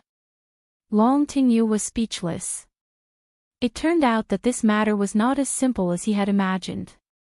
If Tang Zheng heard this, he would definitely be overjoyed. It turned out that not everyone in this world saw cultivators as a thorn in their side. Only the people from the martial sect would chase after cultivators, which meant that his enemies were not as many as he had imagined. In short, let's pretend that today's matter did not happen. Don't provoke Tang Zheng in the future. Wang Fuchuan betrayed the Long family's interests, and the person behind the scenes is still in the dark. Your recent main focus is to thoroughly investigate this matter for me and find out the mastermind behind it. Long Tingyu was very unwilling, but he had no choice but to accept this result. When Tang Jing returned to the lakeside villa, Mu Hongyan and Nana were already waiting at the door. Mu Hongyan's expression was very complicated. She had already received a strict order from Long Xianyuan to not have any contact with Tang Jing in the future, and did not explain the reason. Mu Hongyan was confused. Tang Jing was such a big help. If he was to rope him in, it would definitely be beneficial to the Long family in the future. But since Long Xianyuan did not explain the reason, she had no choice but to ask Tang Jing. However, when she heard about what Long Tingyu had done to Fang Shishir, she was immediately shocked and angry. Long Tingyu was actually so crazy. "Brother Godly Doctor, you're back." Nana threw herself into Tang Zheng's embrace, hugged his legs with both hands, and shouted with red eyes. Looking at her pitiful appearance, Tang Jing quickly carried her up. He would not be able to see this girl for a short period of time. "Brother Godly Doctor, that day when you and Mother fell off the cliff, you really scared Nana to death. Nana thought that you would never come back, woo." As she spoke, she wiped away her tears. Tang Jing hurriedly comforted her. "Nana, don't cry, your mother and I can't bear to part with you, how could we not come back?" Nana smiled through her tears, and Nana is so obedient, she is a good child, you definitely won't abandon Nana. Suddenly, her eyes turned, and her gaze was attracted by the heavenly horse. She excitedly shouted, "Wow, horse, what a beautiful horse." With a bell-like laughter, she pounced towards the heavenly horse. Tang Jing hurriedly stopped her. This beast was too arrogant, so he did not want to send this girl flying with a kick. "I want to ride a horse, I want to ride a horse." Nana kept waving her hands, and couldn't wait to say. Tang Zheng had no choice but to carry him onto the horse. Nana hugged the horse's back, and giggled. Seeing his daughter's happy expression, Mu Hongyan felt bitter in his heart. He would not be able to see Tang Jing in the future, and Nana would definitely be very sad. "Tang Jing, what exactly happened? Why did father make such a decision?" Mu Hongyan could not help but ask. Tang Jing then told him what had happened, and Mu Hongyan was furious. "Long Tingyu, I never thought that he would be such a beast with a human face." After saying that, he hurriedly grabbed Fang Shishir's hand. "Shishir, luckily you're fine, otherwise I would have felt guilty for the rest of my life." Fang Shishir had already regained her composure. "Am I not fine now? Besides, this is not your fault." However, they already know our identity as cultivators, so they made this decision. At least this decision is beneficial to both sides for the time being. Tang Jing said. Mu Hongyan said resentfully, "All of this happened because of me. If I hadn't invited you to South Yunnan, then none of this would have happened." Tang Jing shook his head. "I originally wanted to come and see you, and I also came for your husband's magic treasure." Fang Shishir was already clear that Mu Hongyan knew their identity, and knew that her husband was also a cultivator. Hearing them mention the magic treasure, she said, "Tang Jing, we can't come here in the future. Last time, you looked for it alone, this time, we'll look for it together for the last time. If we really can't find it, then it means that it's not your fate." Tang Zheng's heart moved. One more person, one more chance, and she was right. If he couldn't find it this time, then it would be very difficult to come to the Long family in the future, and this magic treasure would really be covered in dust forever.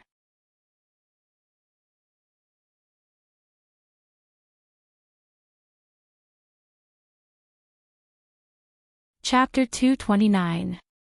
Inside the training room, Tang Jing, Fang Shishir, and Mu Hongyan searched the room again, but they still found nothing. There were no hidden compartments or secret rooms in the room, so it was very difficult to hide anything. Fang Shishir stood in the middle of the training room, looking at the glass roof above her head. The water was sparkling, reflecting the lights in the room, making it very beautiful. "Tang Jing, did you check the roof?" Fang Shishir asked. "Roof?" Tang Jing was very puzzled, and Mu Hongyan looked up at the same time. The glass roof was empty, and even if they were standing on the ground, they could still see it clearly. Mu Hongyan said, "This roof has not changed much from before. I believe that your husband must have hidden the magic treasure in this house, and you also said that this training room is the most likely place, so it should be here. We have already looked everywhere, but this roof is the only place we haven't looked." Fang Shishir analyzed. Okay, I'll go find a ladder.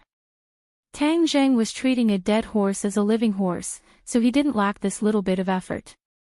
After a while, he found a ladder and climbed up. The glass roof was very smooth, and Tang Zheng felt it again, but there was no place to hide anything.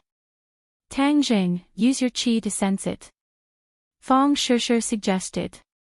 Tang Zheng's mind flashed, and a light flashed in his mind. That's right, the magic treasure must be able to sense qi. Why was he so stupid before, and didn't think of this move? He simply closed his eyes and used his qi, and his qi spread out from his meridians. In an instant, his qi filled the entire roof. Ha! Suddenly, he found a special place. The glass in the middle of the roof had a slight reaction, and when his qi spread out, there was a slight fluctuation. He was happy, knowing that he had found the target, so he followed the feeling and touched that piece of glass. It was very smooth, and he couldn't feel anything with his palm. But the reaction of his qi made him very sure that there was something wrong. Illusion. Suddenly, his heart skipped a beat, and he immediately thought of this magic. Back then, Tian Chanzi had used this magic to create a fake exam ticket for him. That illusion could last for 2 days, but this illusion had obviously lasted for several years. It was obviously a very powerful illusion.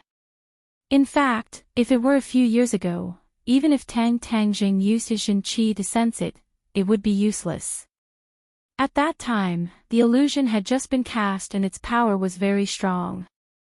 Now, with the passage of time, the effect of the illusion was weakening, so he could sense it with his Jin Qi. Then he must also be a first-grade foundation establishment cultivator, because only first-grade foundation establishment cultivators can cultivate illusions. Tang Zheng could not help but sigh. A first-grade foundation establishment stage expert had actually died in the hands of Daoist Yanji.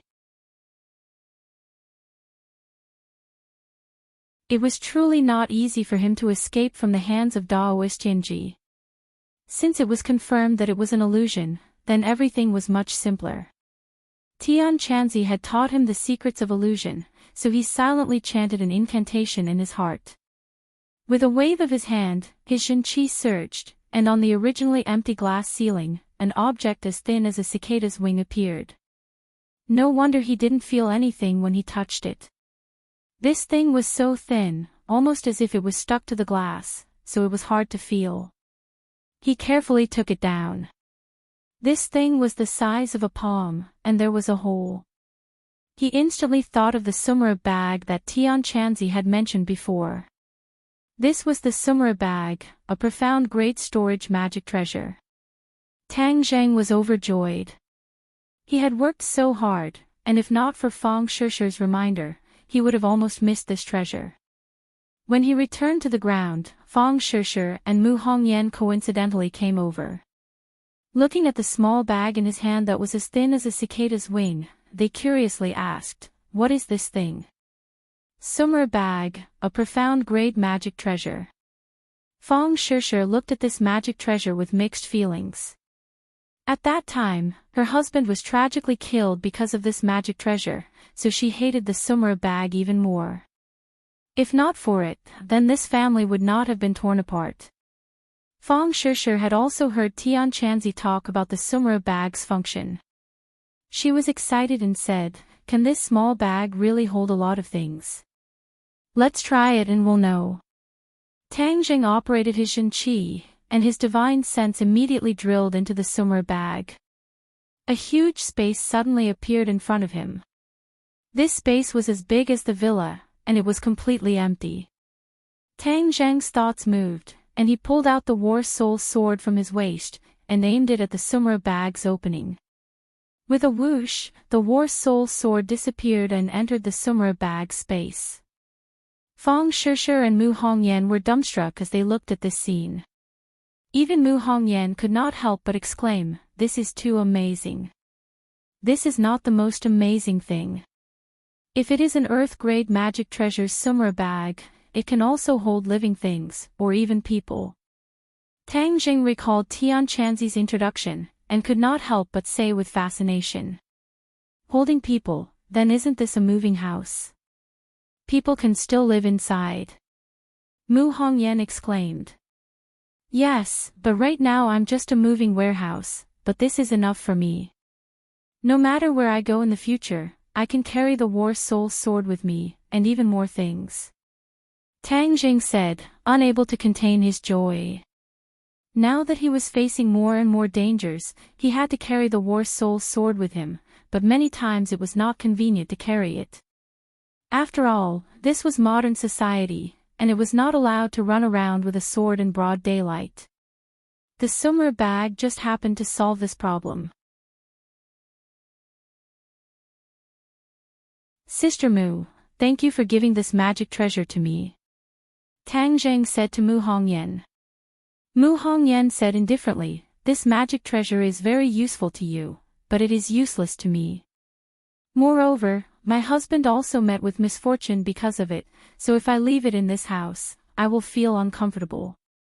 Tang Jing nodded, indicating that he understood. After this farewell, the Long family will definitely be on guard against me coming to see you and your mother again, so we don't know when we will be able to meet again. However, don't worry, I promised you that I would teach Nana magic, and I will definitely not forget this matter. Fortunately, she is still young, so there is no need to rush. When the time is right, I will come to find you again. Tang Jing believed that in a few years, his strength would greatly increase, and even if it was Long Xianyuan, he would not have to be too afraid. Mu Hongyan said in understanding, I understand, we will wait for you to come back. Then we will take our leave first. There's no need to be in such a hurry. It's already late. Let's rest for the night and leave tomorrow. Tang Jing hesitated for a moment, then agreed. Are you going back to the mountains next? Mu Hongyan asked. Yes, I promised to help them break the restriction. I'll take advantage of my summer vacation to finish this matter. Tang Zheng had already made plans. I wish you success. The next morning, Mu Hongyan found a large truck and loaded the heaven horse into it. After all, riding a white horse in the middle of the day was too ostentatious. Furthermore, the matter of the horse race last night had caused an uproar, so the appearance of the white horse would definitely cause a commotion. Therefore, they were prepared to use the truck to bring them to the outskirts, and then ride back to the 10,000 mountains. Nana's eyes were red as she held on to Tang Zheng's hand, reluctant to part with him. Brother Godly Doctor, are you really leaving? Can you stay and accompany Nana? Her delicate and pitiful appearance could almost melt one's heart. Tang Jing squatted down, wiped away the tears from the corner of her eyes, and said, Nana, be good, when you grow up a little, Big Brother will come and see you, okay? I believe that Nana will definitely be even more beautiful at that time. Whoa! But Nana wants to accompany Big Brother, Nana can't bear to part with you. Seeing that, Mu Hongyan could not help but feel a strong sense of sadness in his heart, and his mind could not help but recall the time he spent with Tang Jing. Without a doubt, this was the most extraordinary time in her life. She had experienced too many things that she had never experienced before. It was like a dream, making her feel like she was addicted to it. How good would it be if she could always live in that kind of fairy tale-like world? As soon as this thought popped out, she was shocked. She glanced at Tang Jing and quickly shifted her gaze away. What's wrong with me? How can I have such thoughts? She was a little flustered as she clutched her chest, trying her best not to show any abnormalities. Tang Jing comforted her for a long time, but Nana still kept crying. In the end, under her tearful eyes, Qi and Fang Shishir got into the car. Nana kept waving her small hands. Brother Godly Doctor, Nana will miss you, you must also miss Nana, woo. The car started. Tang Zheng was in a very low mood. Fang Shishir snuggled up to him and comforted him. There will be a day when we meet again in the future, don't be so sad. Tang Jing squeezed out a smile, let out a long breath, and said, I know, as long as I become stronger as soon as possible, this day will come sooner. The car stopped in the suburbs. The two of them changed to heaven horses and galloped towards the 10,000 huge mountains. This was the first time Fang Shishir had seen such a primitive forest scenery. She was extremely excited. She only had a little understanding of the mysterious witch clan from Tang Zhang's words. She had no idea what would happen on this trip, but she was filled with anticipation. This was an adventure that belonged to her and Tang Zhang. The corner of her mouth hooked up into a smile that came from the bottom of her heart. After passing through the swamp and miasma, they finally arrived at the periphery of the witch clan tribe after spending half a day. With a sharp whistle, a few people jumped out from the dense forest. When they saw that it was Tang Jing, they all bowed respectfully. Lord Envoy has returned. This news was quickly spread back. When the two of them arrived at the entrance of the tribe, hundreds of witch clan people were already there to welcome them. When Mu Hongyan saw the hundreds of witch clan people dressed in simple and unadorned attire, her eyes widened in curiosity, and her heartbeat involuntarily sped up. "Welcome back, Lord Envoy." The elder took the lead and knelt down towards Tang Jing. The others also kowtowed, "Welcome back, Lord Envoy." Hundreds of people's shouts shook the mountains and wilderness. It was as if a heavy hammer had struck Fang Shishir's heart. Seeing all these people, old and young, respectfully kneel down in front of her husband, she felt as if her heart was being overturned.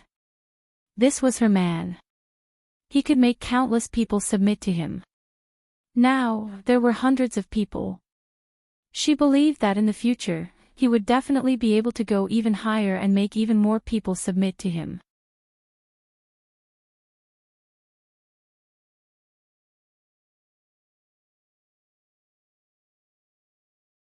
Chapter 230. During this time, Tang Zhang went to the sacred ground again and absorbed all of the innate qi for the giant egg. The positions of the 4 stone statues changed once again, and the restrictions were weakened even further. Tang Zhang's confidence doubled, and he continued to work hard to cultivate, but this time he placed his gaze on the chaotic Vidra spell. Since he had decided to temper his body, this cultivation technique was the most suitable. Moreover, the elder had a good understanding of the chaotic Vidra spell, so he could carefully guide Tang Jing. The chaotic Vidra spell was divided into 5 stages: copper skin, iron bones, steel, diamond, and indestructible. If one reached the indestructible realm, then their body would be indestructible and indestructible. Tang Jing used the witch clan's secret medicine, and after a few days, his skin gradually hardened, like a layer of copper skin. Ordinary blades and swords would only cut into his skin a little, and would not be able to move an inch. In addition, the innate qi in his body had already reached 9.8 inches. He was just 2 minutes away from entering the foundation establishment stage and making a qualitative leap. At noon, when he walked out of the cave once again, Fang Shishir, the elder and Yi Yuan, who were waiting outside, hurriedly went up to welcome him. "Lord Envoy, how is it?" the elder asked anxiously.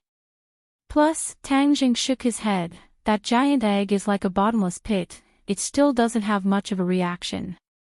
He had always been curious about the white light that rose from the giant egg in the mural after it shattered. However, his power was limited, and it would take some time for him to break the giant egg. Sometimes, he had the illusion that he was like an old hen that was hatching chicks, working hard to hatch this giant egg. Boom!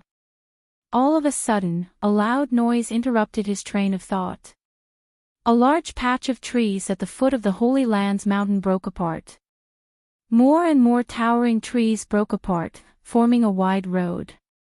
This road meandered forward, heading straight for the cave. The elder's expression changed. "What's going on?" "Ah Yuan, quickly go and take a look." Ah Yuan jumped and rushed down from the top of the mountain. The rumbling sounds of trees breaking became louder and louder, and the few of them looked down the mountain nervously. "Elder, has something like this ever happened before?" Tang Jing asked. The elder shook his head.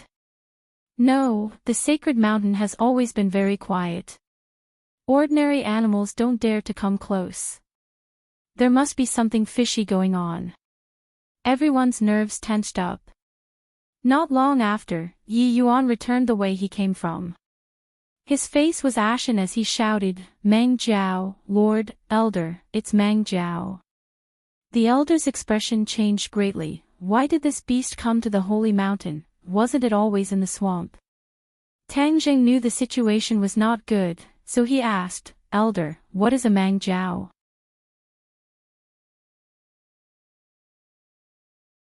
It's a huge snake that lives in the swamp all year round. I don't know how long it has lived. Some of our clansmen were eaten by it before. Later on, we organized many people to hunt it down, but it escaped. I didn't expect it to appear again today. This beast is already evolving into a flood dragon. Its strength is extraordinary. The elder explained.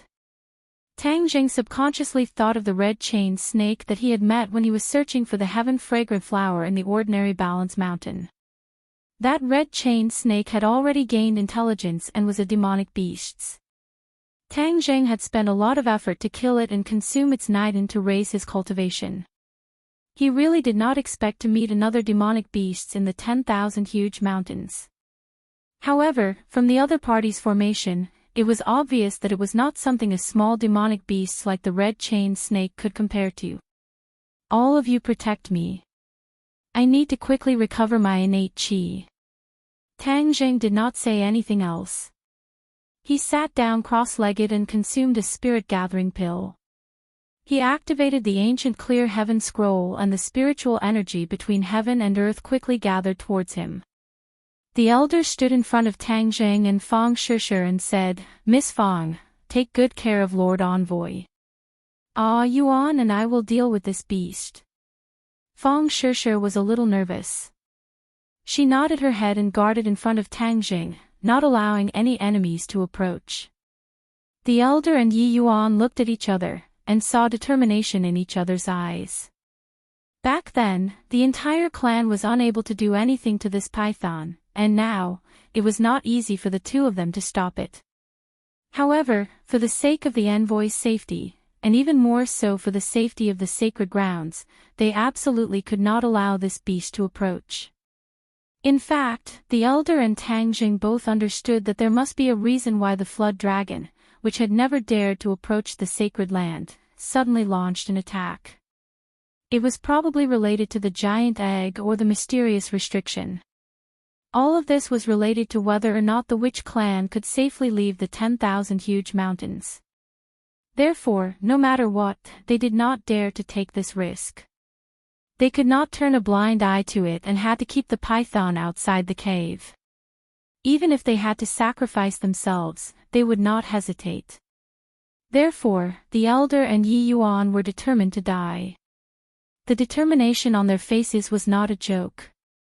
Boom! A towering tree in front of the cave was cut in half, and a huge creature as thick as a bucket appeared. This was a python that was about 30 meters long. Its entire body was covered in scales, and there was a golden scale on its forehead. This was the mark of the python's transformation into a flood dragon. When a golden horn grew out from this golden scale, it would become a true flood dragon, and its strength would increase greatly. The python flood dragon's upper body stood up, looking down at the crowd like a tiger eyeing its prey. Its pair of eyes were as big as two fists, revealing an ominous glint.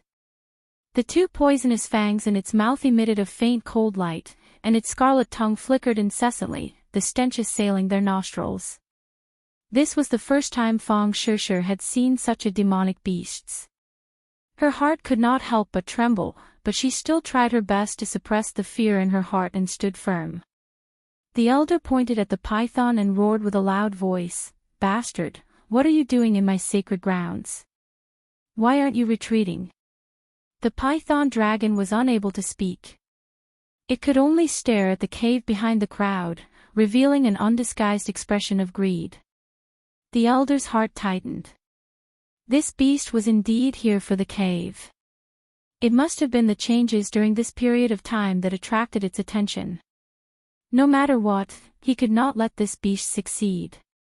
Roar! The python dragon let out a strange roar, and its bloody mouth directly bit towards the few of them.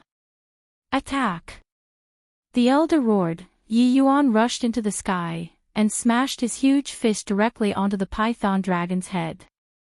Bang! After the python dragon ate the punch, it let out another angry roar, and with a tilt of its neck, it bit towards Yi Yuan. The tip of Yi Yuan's foot tapped on its body, and he flew backwards, hugging onto a big tree to stabilize his body. Whoosh! A gust of wind blew, and the python dragon's huge black tail swept across the sky. Ka-cha! The big tree was broken by the huge tail, and Yi Yuan and half of the tree trunk fell down together, smashing fiercely onto the ground. However, Yi Yuan was not injured. Seeing the huge tail sweeping over again, Yi Yuan immediately picked up the huge tree trunk and went forward to welcome it. At this time, his innate divine strength came into play. He used the several hundred gene tree trunk as a weapon and fiercely collided with the huge tail, causing a section of the tree trunk to shatter. But Yi Yuan did not stop. He hugged the remaining tree trunk and fiercely smashed it onto the python dragon's body. Ew! The python dragon roared in pain, and its huge body involuntarily rolled down the mountain. However, the python dragon's attack was not limited to that. Its tail wrapped around a few large trees, and it immediately stopped rolling. Please recommend.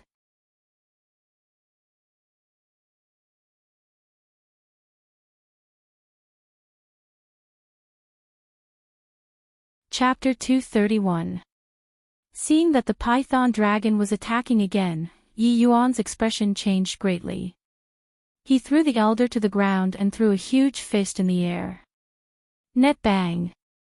A fist smashed onto the python dragon's body. The python dragon roared and swept its tail, causing Yi Yuan to fly out. It smashed through countless towering trees before it fell limply from the sky, unable to move anymore. Ah, Yuan! The elder cried out involuntarily. His eyes were bloodshot as he stared at the python dragon. Bastard, I will kill you. The elder rushed out again and soared into the air. He hugged the python dragon's body and climbed straight up, instantly arriving at the top of the python dragon's head. Just now, the python dragon had suffered a great loss at the hands of the elder. Seeing that the other party had climbed onto its head, it immediately rolled down on the ground, hoping to force the elder to retreat. However, the elder held onto his scales tightly and did not let go. The man and the python continued to roll on the mountain peak, breaking countless trees. However, the elder did not seem to be afraid of death and still did not let go. Suddenly, he roared and raised his hand that was grabbing onto the scales. Poochie! A golden light flew up. It was the golden scale armor on the python dragon's forehead. It was actually torn off by the elder. Immediately, the python dragon let out a heart-wrenching scream as it twisted in pain.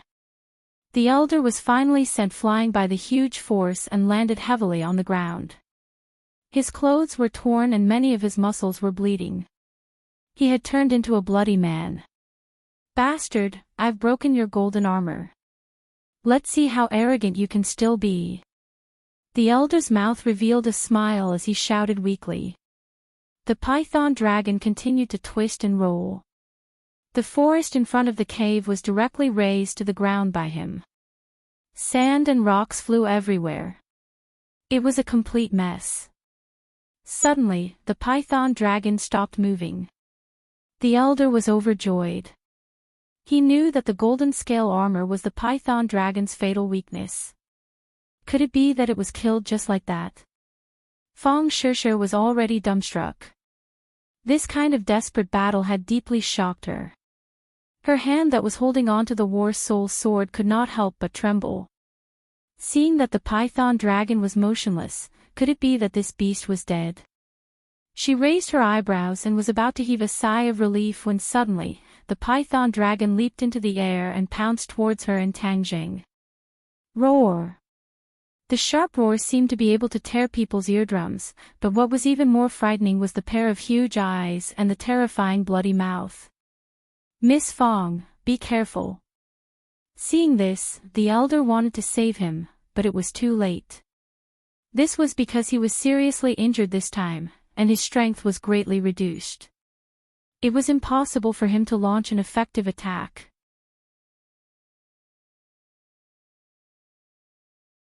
Seeing the flood dragon rushing over, Fong Shishi's frightened heart suddenly calmed down.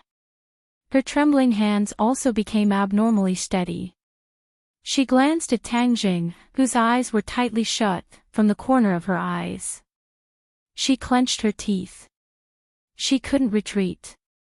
If she retreated, her beloved would fall into eternal damnation. In the past, it was always Tang Jing who protected her.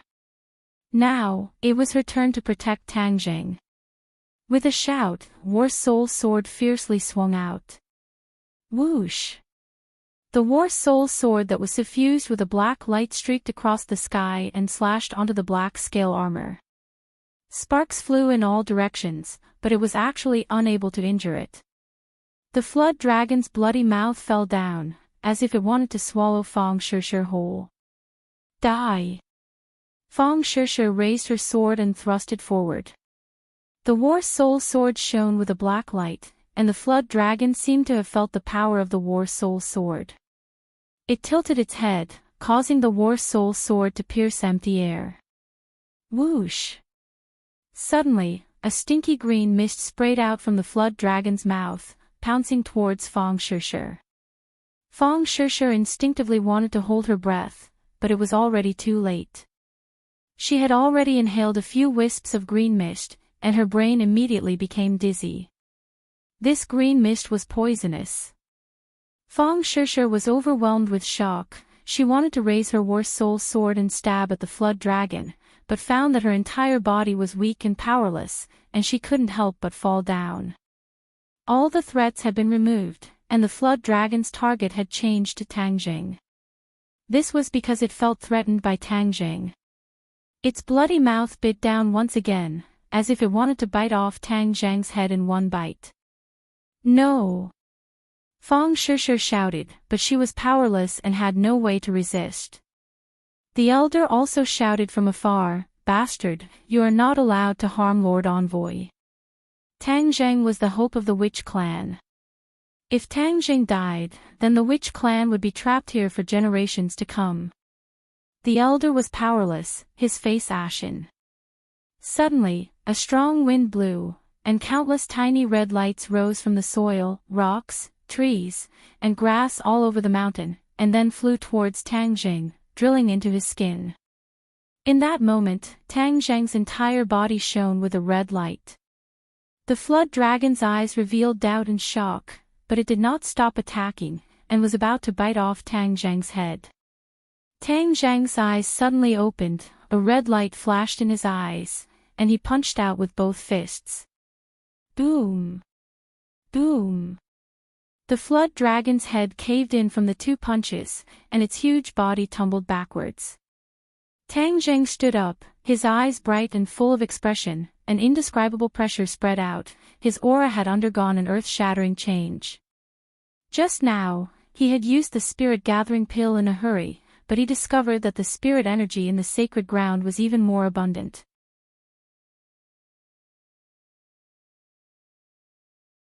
Especially the last bit of red light that he had absorbed, there seemed to be a strange power within it, causing his genuine chi to soar, instantly breaking through the threshold and reaching the first stage of the foundation establishment stage. The genuine chi in his body had also undergone an earth-shattering change. Originally, the genuine chi was in a gaseous state, flowing through his meridians, but now, the genuine chi was transforming from a gaseous state to a liquid state, and the genuine chi in the 9 main meridians was suddenly compressed, once again becoming an inch, but it was even more condensed. Although the amount of genuine chi in the 9 main meridians seemed to have decreased, there was no doubt that the power had increased by several times. This was the extraordinary part of the first stage of the foundation establishment stage. Tang Zheng immediately supported Fang Shishir to sit against the mountain wall. Fang Shishir said weakly, "Tang Zheng, I'm sorry, I couldn't protect you well." Tang Zheng forced out a smile and said, "Silly girl, you have already protected me well, now it's my turn to protect you. Rest first, wait for me to kill this beast." He raised the War Soul Sword and walked towards the Flood Dragon step by step. The War Soul Sword felt its master's anger and fighting spirit, and excitedly cried out. He glanced at the elder who was lying in the distance, but did not see any trace of Yi Yuan. The elder's originally despairing heart was overjoyed when he saw that Tang Zheng had recovered his vision. He used all his strength to shout, "Lord Envoy, it's great that you're fine." Tang Zheng nodded at him, then locked his gaze onto the Flood Dragon. The Flood Dragon's eyes released a cold light, and blood flowed out from the wound on its forehead, covering its triangular head, making it look even more terrifying. Roar! The Flood Dragon roared, its huge tail sweeping across the air like a thunderbolt. Tang Zheng also made his move, the War Soul Sword blazing with a black light. Please recommend that you're tuning into the LoveLore Library YouTube channel.